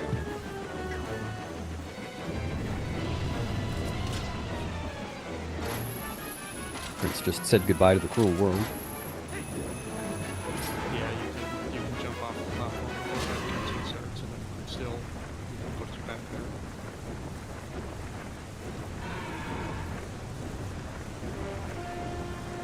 I think if you do it wrong, you can actually void out before the cutscene starts, and then you're still void out. Yeah. Yeah, so if you do it slightly wrong, I think it's a 31 frame window or a 29 or something like that. You void out, and then the cutscene still starts after you respawn. Sorry, Tuffy, is this better? I was leaning back in my chair. Oh, I can hear you a lot better now. And then if you do it really wrong and void out way too early, then you respawn back at the door and the soul is on that socket we were talking about earlier. Yep.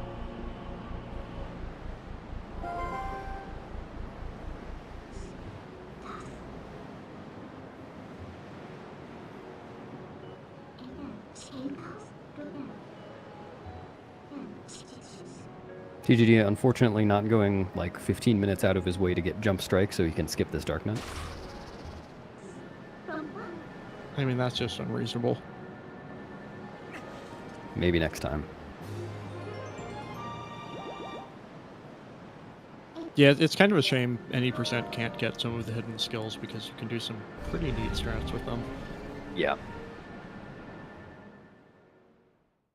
But come back in a few weeks for the Hundo race and Yeah. to see some cool strats with all 7 hidden skills. I guess we don't really have any. I mean, there. Excuse me.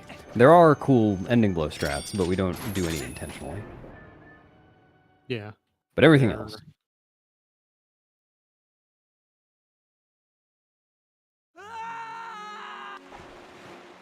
TGD having trouble with the lantern puzzle, it looks like. That's unfortunate. He's getting mauled by Keys, too. No, it's not a mall, it's Hyrule Castle. Oh.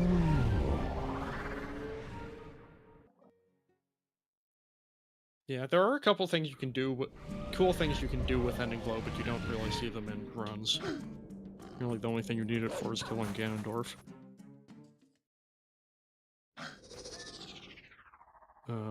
But there are a couple spots in Rando where you do a trick called Ending Blow Moon Boots. I believe there's an intended one in some HD category. Really? Yeah, with a Kargarok over the fence to Lanayru. Or, I'm sorry, to Kakariko. That sounds bad. Yeah. Yeah, no, I think I've seen that, though. I've definitely seen it. I don't know whether it's actually in a route. And then there is an Ending Blow Moonboots backup for getting stuck in the barrier inside Hyrule Castle. I have yet to see somebody actually do that in a run. Yeah, you probably never Seems- will. It seems hard.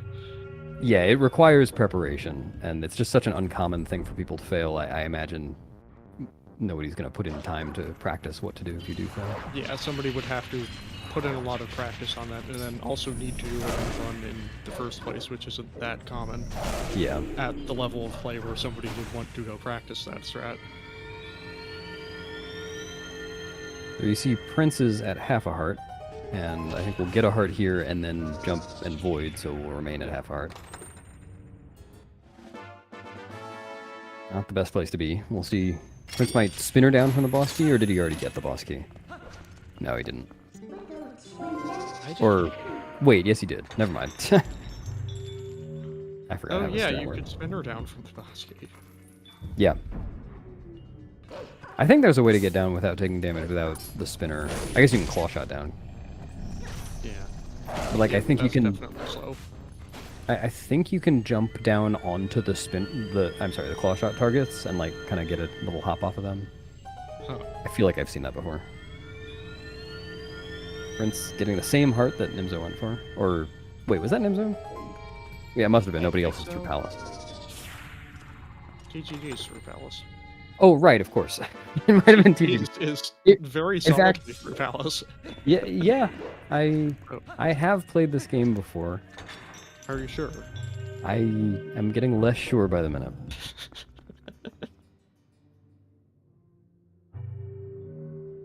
Prince's answer to Nimzo's choreography in timing the spin attack on the Shadow Beast is just to spin attack constantly I mean, I guess and it to do a works. little dance. TGG with some cool movement to avoid the falling block puzzle in that room. See whether he goes for Kind of the. have to take a precise angle there, otherwise you'll just fall down. See whether he goes for the barrier skip here. I think Anarakis is really the only person who goes for that these days. Yeah, I mean Zach came up with it. Oh, it looks like he's going No? for it. No, okay. He got pushed, so he didn't bother. Yeah, I don't know whether Zach actually goes for it and runs. I feel like I never actually see Zach. Oh boy, I yeah. don't know. Yeah, that can happen Zach running sometimes. streams when I'm asleep.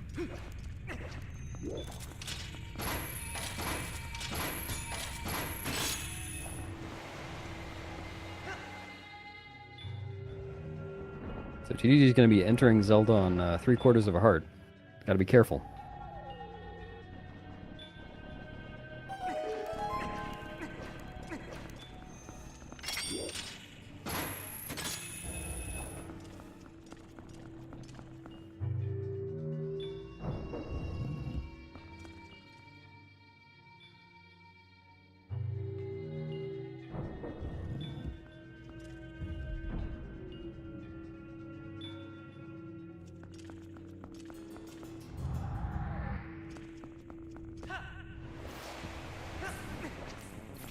Unfortunately, missed the socket. Yeah, doing the claw shot backup. I feel like that's the right answer there.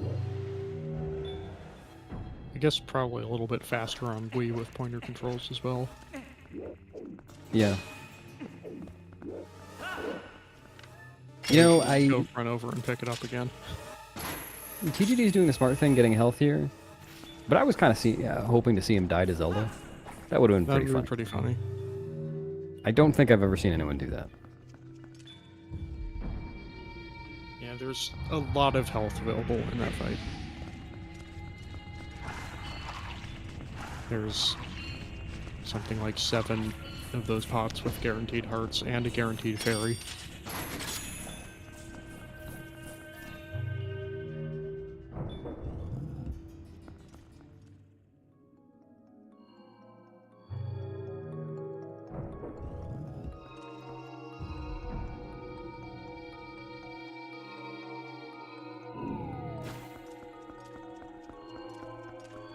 Looks like Prince about to start the Zant fight.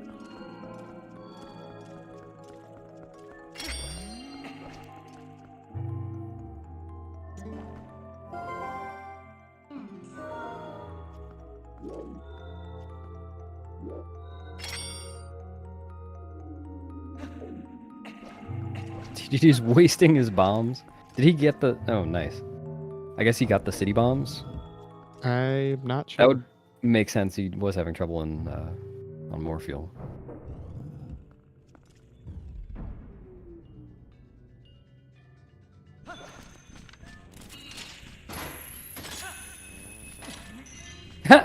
He almost threw a bomb at Ganon. Whoa, nice recovery. I'm not sure that works.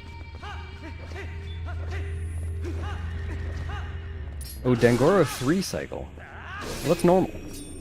Yeah. Dangoro phase Xanth 3 cycle. Vernon having a good time in stupid room for once. Oh, nice.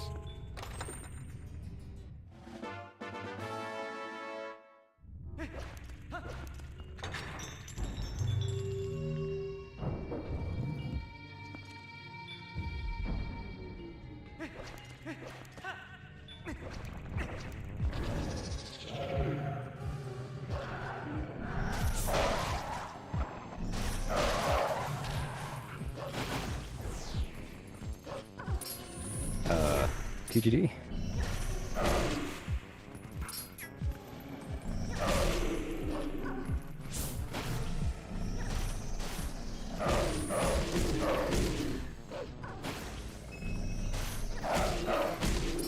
Oh yeah, Fernan just got a super jump up on the Xant heads in that room, dude. It's a shame that's not useful because it would be really cool if it was. Yeah. You can get up that ledge with it, but there's nothing to do up there yet.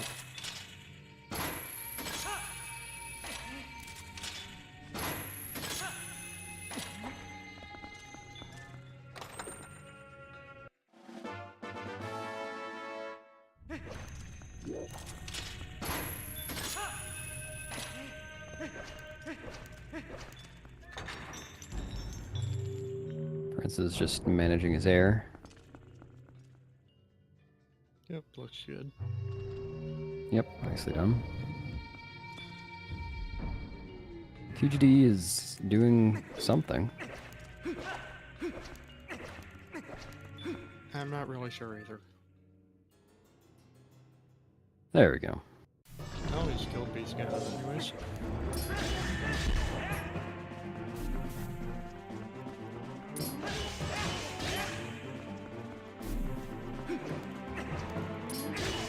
Alright, Fernan has to use a little slightly different strat on the Phantom Xant fight, which is chain quick spins. Yep. This is engaged. But looks clean. Yeah, if you do the wrong amount of damage, you'll get a cycle where he just teleports around the room for like 20 seconds. It's very annoying.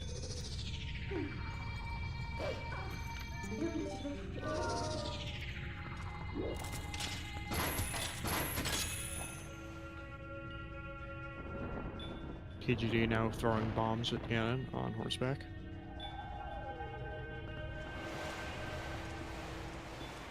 Oh no. I think that was just a normal slash. It was. Prince could catch up.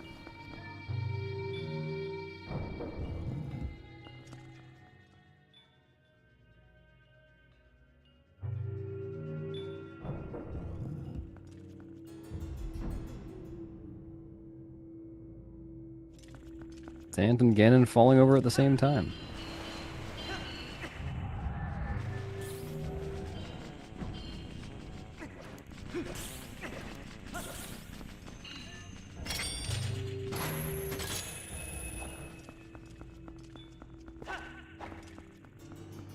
Looks like TGT should be able to get about a 313.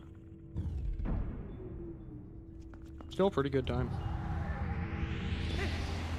I think he can squeak out the sub 313. Oh no, Fernand's just dropped the soul. That's... He's got the claw shot, it'll be fine. yeah. Well backed up. Well, momentarily well backed up. So TGD did something smart in this situation that I didn't actually know about. There's apparently a flat piece of ground near the ledge where you can just keep the soul. Huh. Vernon's opting. Oh no. Oh no. Terrible place for an auto roll. Stun the hand. Yep. Probably smart. GG TGD. 312.46. This hole's over there now. Yeah, we've got to get back to this platform anyway to get to the... Yeah, this is Oh yeah, he can't actually hit them yet. He doesn't have light sword. Needs the soul for that.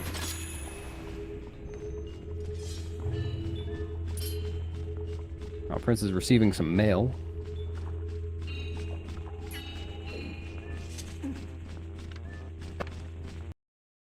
TGD apparently also deciding to dodge the interview, which is probably a good idea on his part because we were going to ask him about the Sky Cannon. Definitely we're going to ask about that, yeah.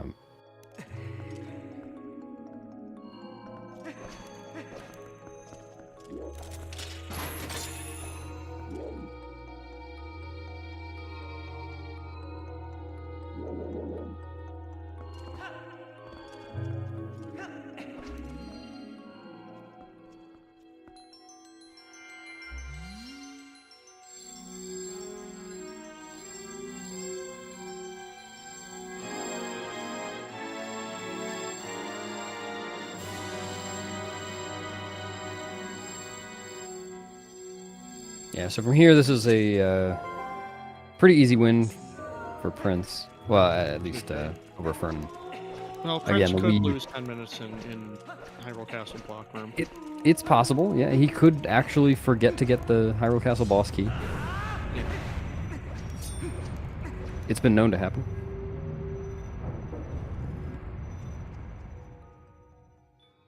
But yeah, again, the Wii route is it is just slower than the GameCube route. You can't go quite as fast. It would be interesting if someday there was some discovery that made Wii faster than GameCube for any percent. It is faster for glitchless.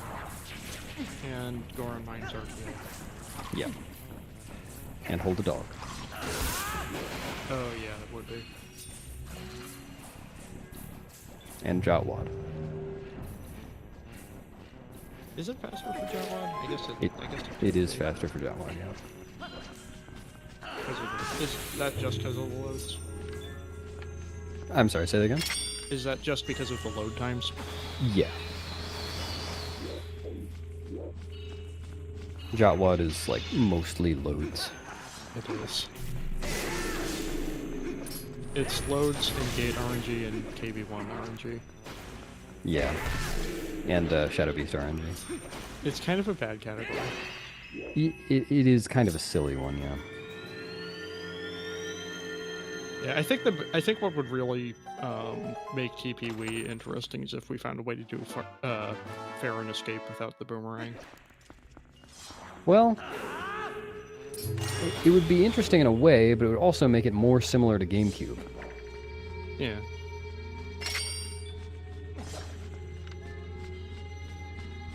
I know, I feel like not having that is kind of a limiter on what's possible with Wii routing. It definitely does hold them back.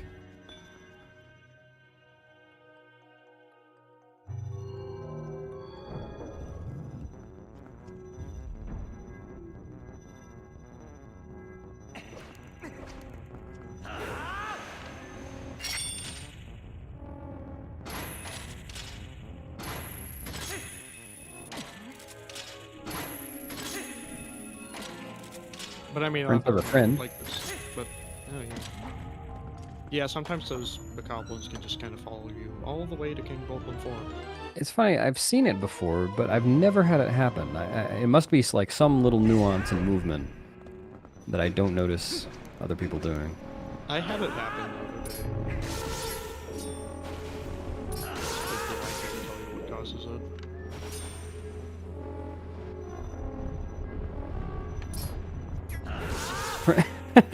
Prince's friend is back. Yeah, yeah, that can also happen.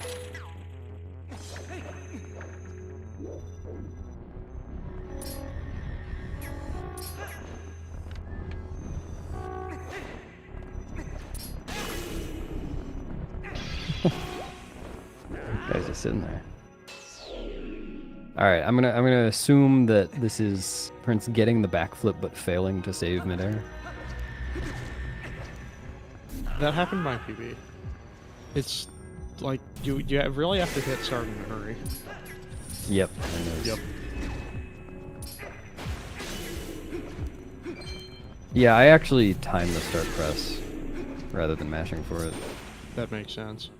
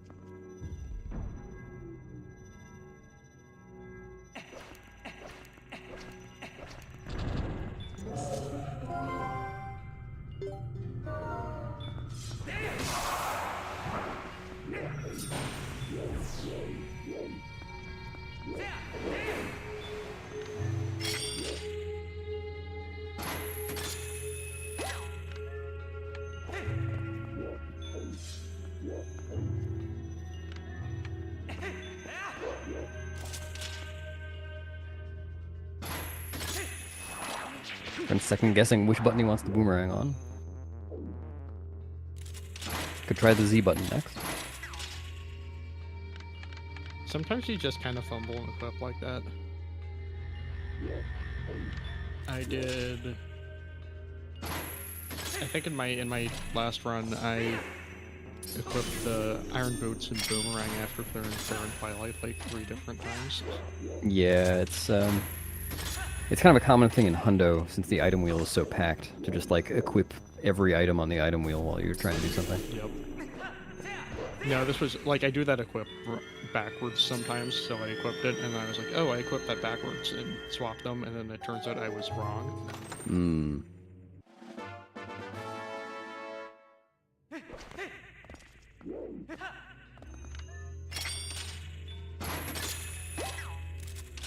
Nice heart snipe from Vernon.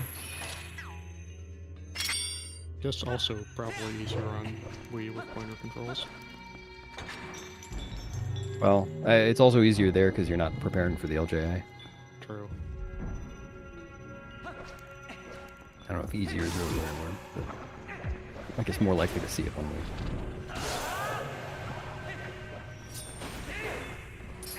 Doing that and also the LJ would be pretty easy. Without losing time, that would be Yeah. tough. Yeah.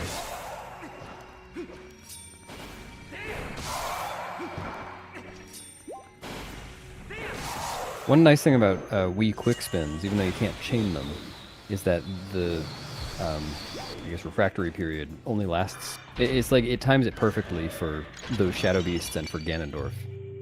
Right. You don't have to skip any spins.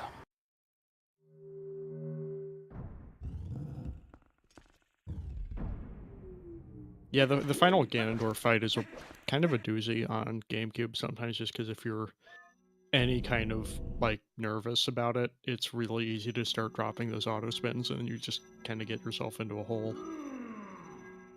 Yeah, I actually used to switch to a controller without notches just for the Ganondorf fight. Really. Yeah, when I was, well, I guess it wasn't when I was first starting. I think I stopped doing that at like right after Sub 3.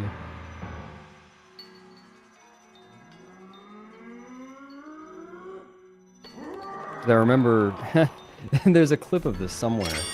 There was one run where I switched controllers. Like I think I could have gotten a 2-second PB or something like that. I switched controllers for the final Ganondorf fight, and it was like a 258. And right. I guess I was holding the control stick or something when I plugged it in. So when I gained control link, he just started running in circles. It was great. Yeah, that can happen.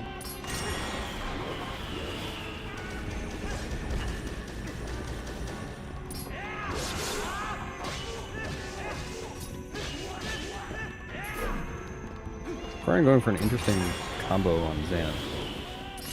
I don't know if that was like a Wii version of the one cycle or what? No idea. I don't even know how to do the GameCube version for one cycle. Well, the way I've seen at least involves holding the B button for one attack, and you can't really do that on Wii. Right.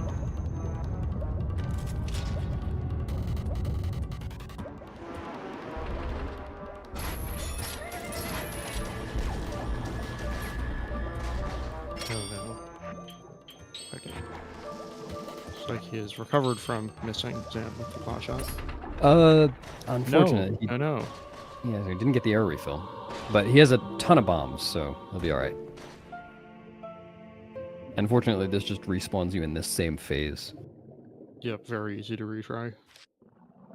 Which is crazy, because in every other boss fight, if you get a game over, you're going back outside the boss door. You have to redo the whole thing. Yeah, I guess they just figure since the Zan fight is so long, I guess, yeah. it would really kind of sting. Like imagine you do that on, you know, the Bullseye phase or the last one in a casual setting.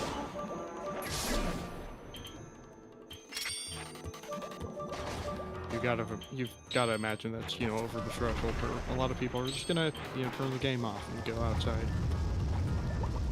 Maybe not the worst thing.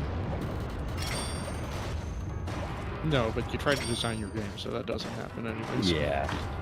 But I'm so good at dropping objects on my desk today. Way better than I am. I've never dropped an object on your desk.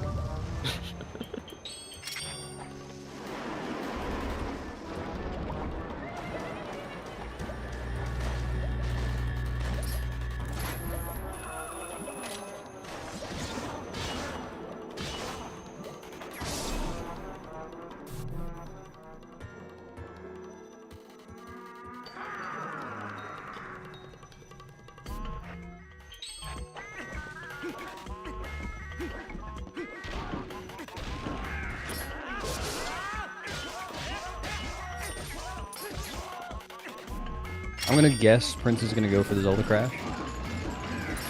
Yeah, this seems like an appropriate situation for it. But I imagine if he got it, we would have heard about it in chat by now, so... Well, no, he is doing his clip already. Might go for it anyway. Wasting time equipping the Iron Boots.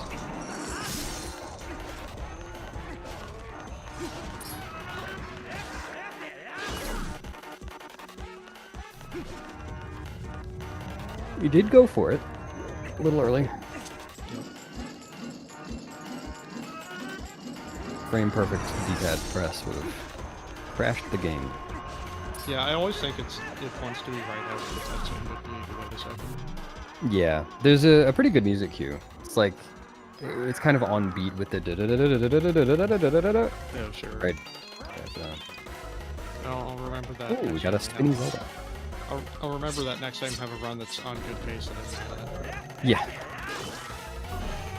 I think I attempted it in my current PB because that runs terrible.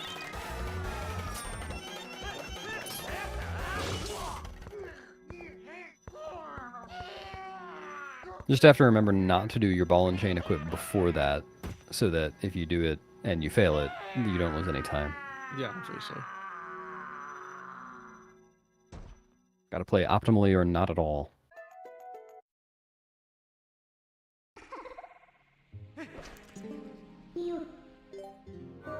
Looks like Fernand's just finished with Palace of Twilight.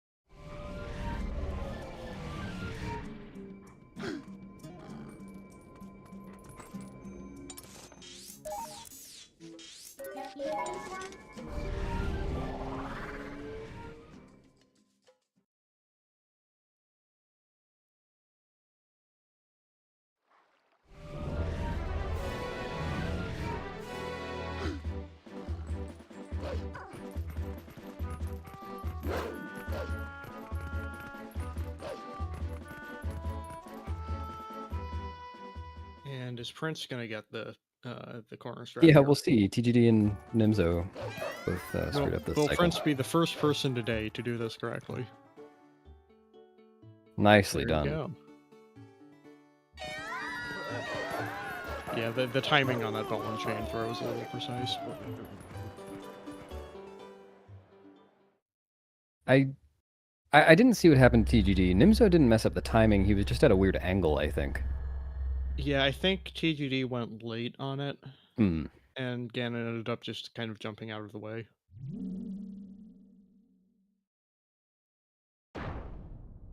But I'm not certain. Solid beast Ganon fight.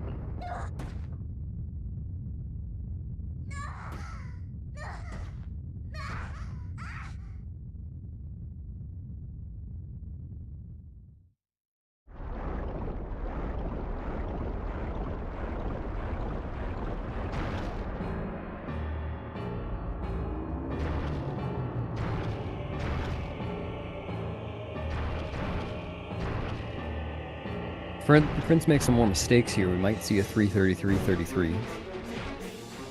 That shouldn't happen, but could. Hopefully we won't see that. Maybe if he tries fighting horseback Ganon with ball and chain. I believe Prince has forgotten to split on exiting Zelda. I was trying to figure out how he saved 5 minutes on that segment.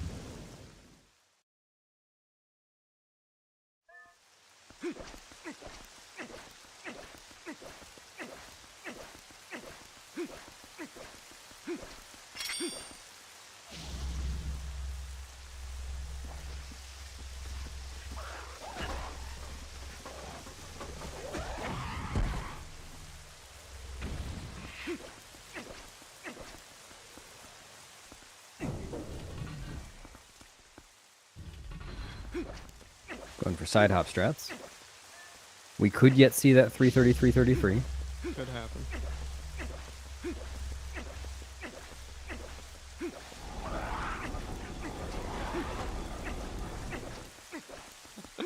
So dramatic.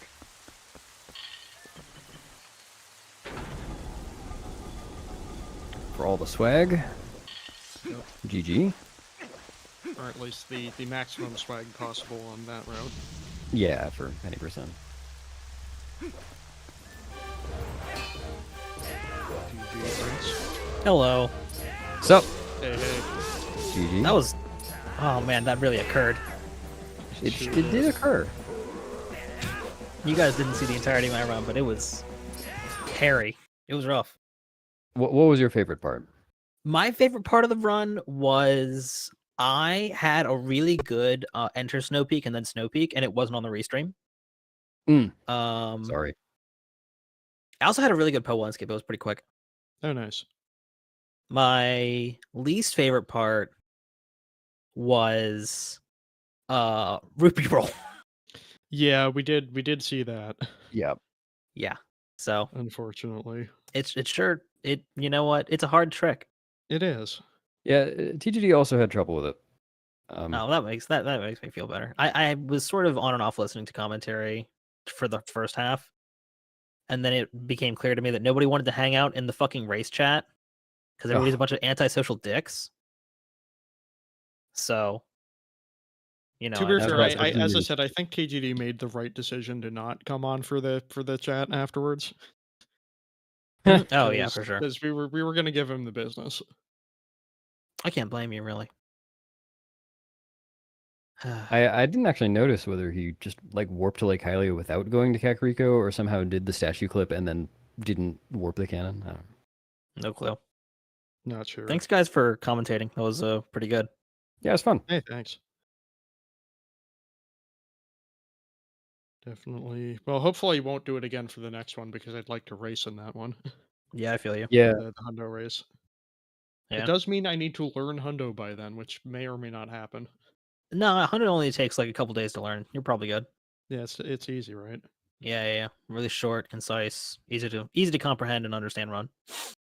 there are. I Definitely. mean, you probably already know most of the like real roadblocks in Hundo, things you can't get around. Yeah, I need to Um, get better at pillar clip. I could do it if it came down to it, but I'm not consistent at it. mm. Sad. But then it's just like I've been trying to practice the post MDH day night cycle, and I do not always get it yet, which would just kind of suck if I did that in the race because backing up that last AG po is terrible. Yeah, it's like 3 minutes.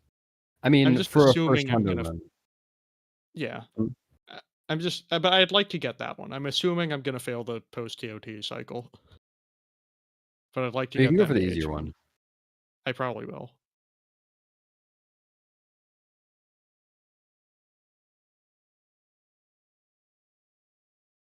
I really am sometimes envious of Wii pointer controls for select things. It's Yeah, I know it makes some things easier and it makes some things harder. I definitely don't envy it when it comes time for fucking our office skip. Yep. yeah. But Fan Tower might be nice. Yeah. Definitely. We called out claw shotting those hearts in Palace seems a lot Oh easier. yeah, true. Yeah.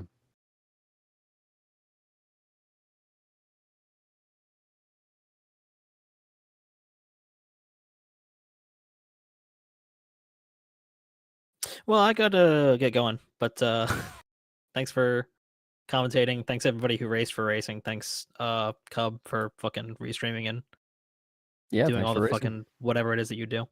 Thank Peace. you for sticking with that dang run. Dude, I was really ready to fucking stop, but it just you have to wait out the surge of anger and let Yep. it recede into just calm. I mean, hey, you And got I think I saw you get a Hyrule Castle gold. yeah, I golded a couple segments. I don't know if all of them are legit, but I Yeah. golded Enter SPR and SPR, which was pretty exciting. Yeah, good stuff. Yeah. Anyway, bye. See ya.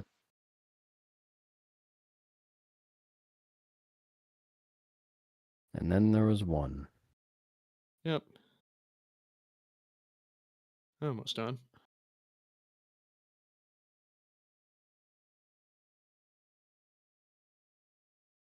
I think Vernon's run looked pretty darn good, aside from the Morpheal situation, if I remember.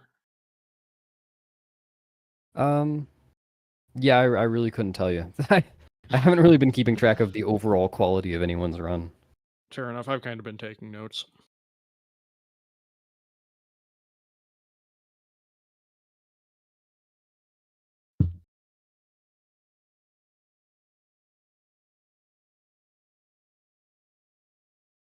I figured people were going to show up in the chat after the runs, and I could have stuff to ask them about, but so far it hasn't really happened.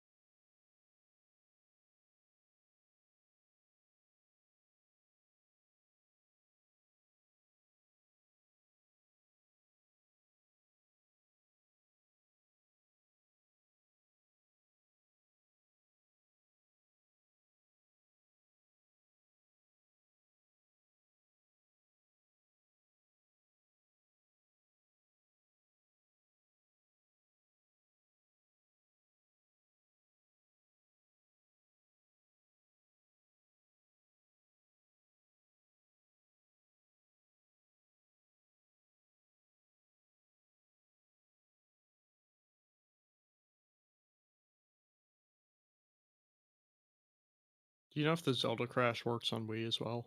I don't know. Maybe we'll find out. Yeah.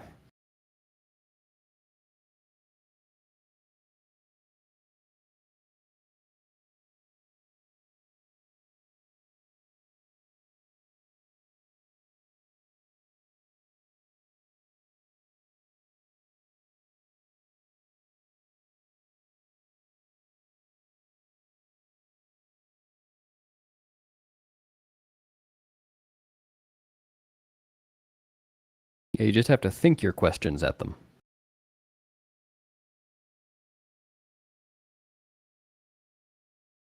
I mean, I was thinking a lot of questions at TGD at certain points.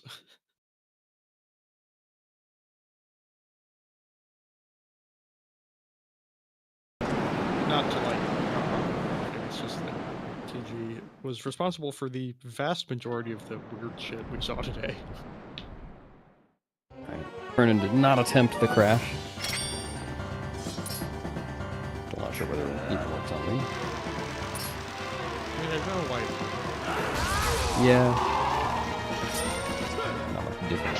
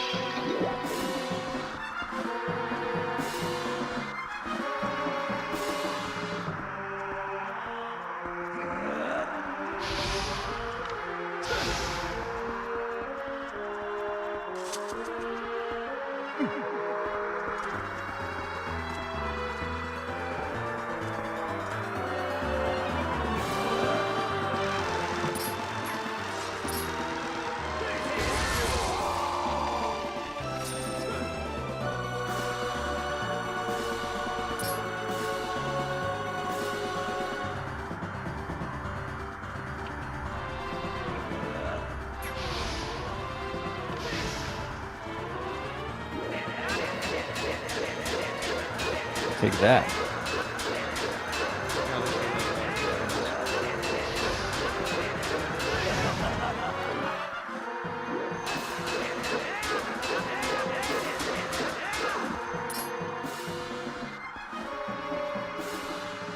But yeah, I guess you don't have to worry about lag in this fight.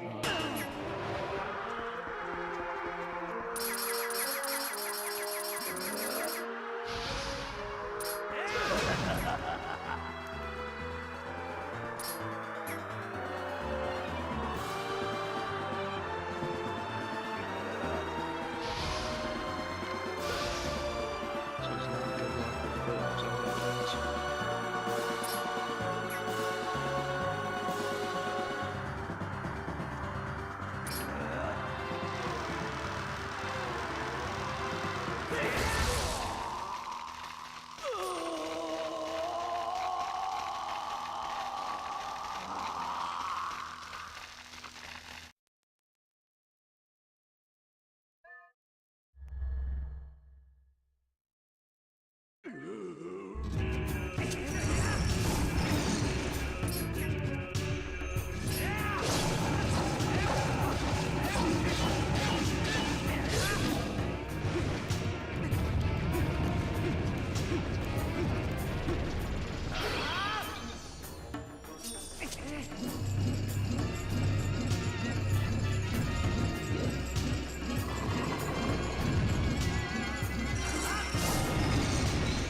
Vernon also able to make close shots.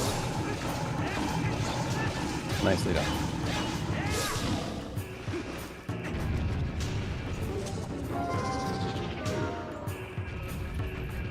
Yep, that damage combo lets you do the most possible damage to Ganon on each cycle.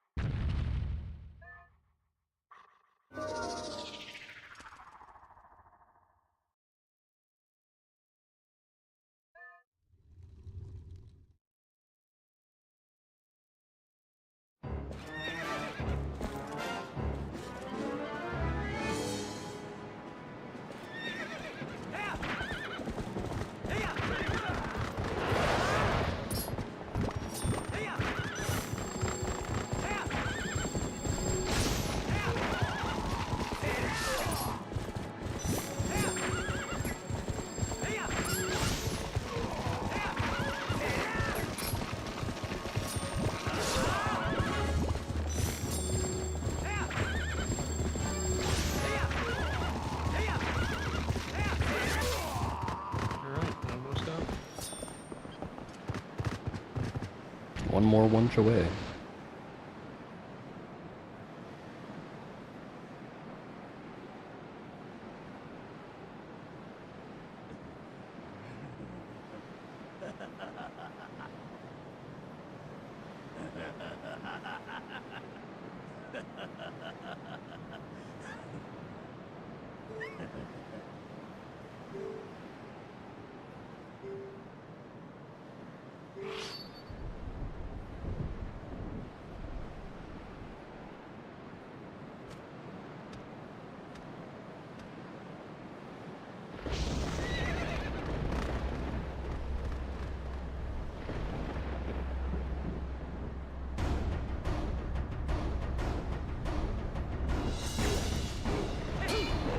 You know, he's much less intimidating if you transpose the vowels and make him Dork Lord instead of Dark Lord.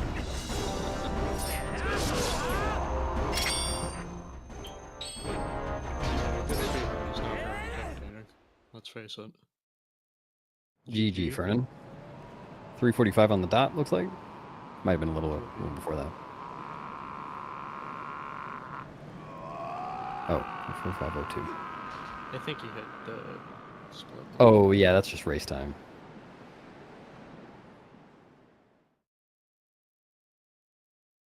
Nice race. Yeah. Oh, it looks like Fernand's coming in. It's a VC.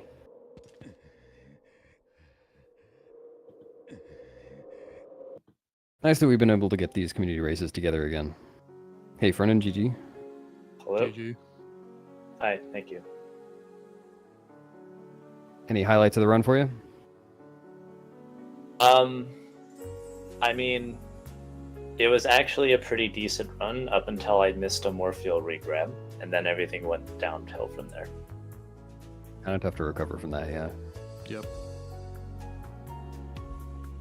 What's with that backup strategy for the Stallard early knockdown? I don't usually see people go for that.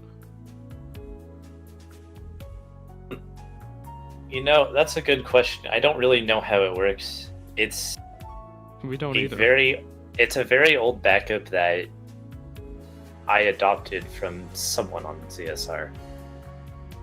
And usually I get it within 1 or 2 tries. I flubbed it over and over again for whatever reason. I don't know. Yeah, it's just I've tried other backups, and that's the one that works best for me. Yeah, totally. If it works, it works. Just noted it down because I've never seen that before. Yeah, we don't see too much of the brake slide backup these days. Yeah, I've seen a couple people do the brake slide. I've looked into brake slide backups too. I don't know, just didn't click.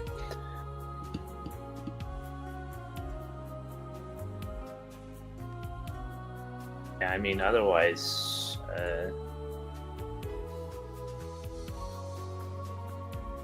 yeah. So because I died in Morpheal, that meant I only had water bombs for the rest of the run, and I cannot for the life of me see water bomb flashes when I'm doing moon boots. Oh, interesting. Oh, what did you use moon boots for? Yeah, that was going to be my next question. I So didn't notice that. what I ordinarily do is after MBH, I get a snow peak, and then I do a moon boots bomb boost in the courtyard. Oh, instead of the spinner boost. Yes. I have tried it with water bombs before, and I cannot see the flashes. Yeah, it makes sense. So I just decided mid-run I was gonna try and do arbiters first and see how it went. It went fine, except I had to refill on water pumps twice. I wasn't sure. Well, you saw me drown in the middle of Xander. That's why I grabbed the city water bombs, because Yeah, it worked out. I wasn't swimming very well today.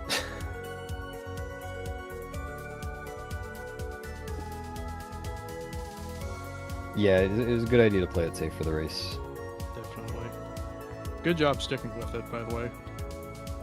Thanks. Yeah, I really did not want to continue after what happened at the end of Lake Bed, but I don't blame you. I wouldn't have wanted to continue either.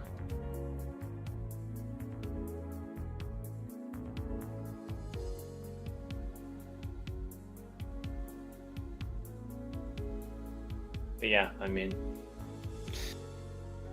it's actually my first time running a Nosier route during a race. Oh, nice. Oh, nice. I usually run Zora armor, and while I thought to myself it was going pretty smoothly until Lake Bed happened. That's what always happens. It'll be better next time for sure. Just Yeah. remember not to do the bite route in a race. Yeah, I'm gonna let somebody like Andy do that. That's not up to me. It would be really nice if we figure out like a better setup for the Conocine clip or whatever. Well, I mean, that's not even the issue. It's the Gorge No. Void. I mean, in terms of being able to complete a race. Yeah. Yeah, They're Gorge both- Void is the they're both issue. pretty bad. But yeah.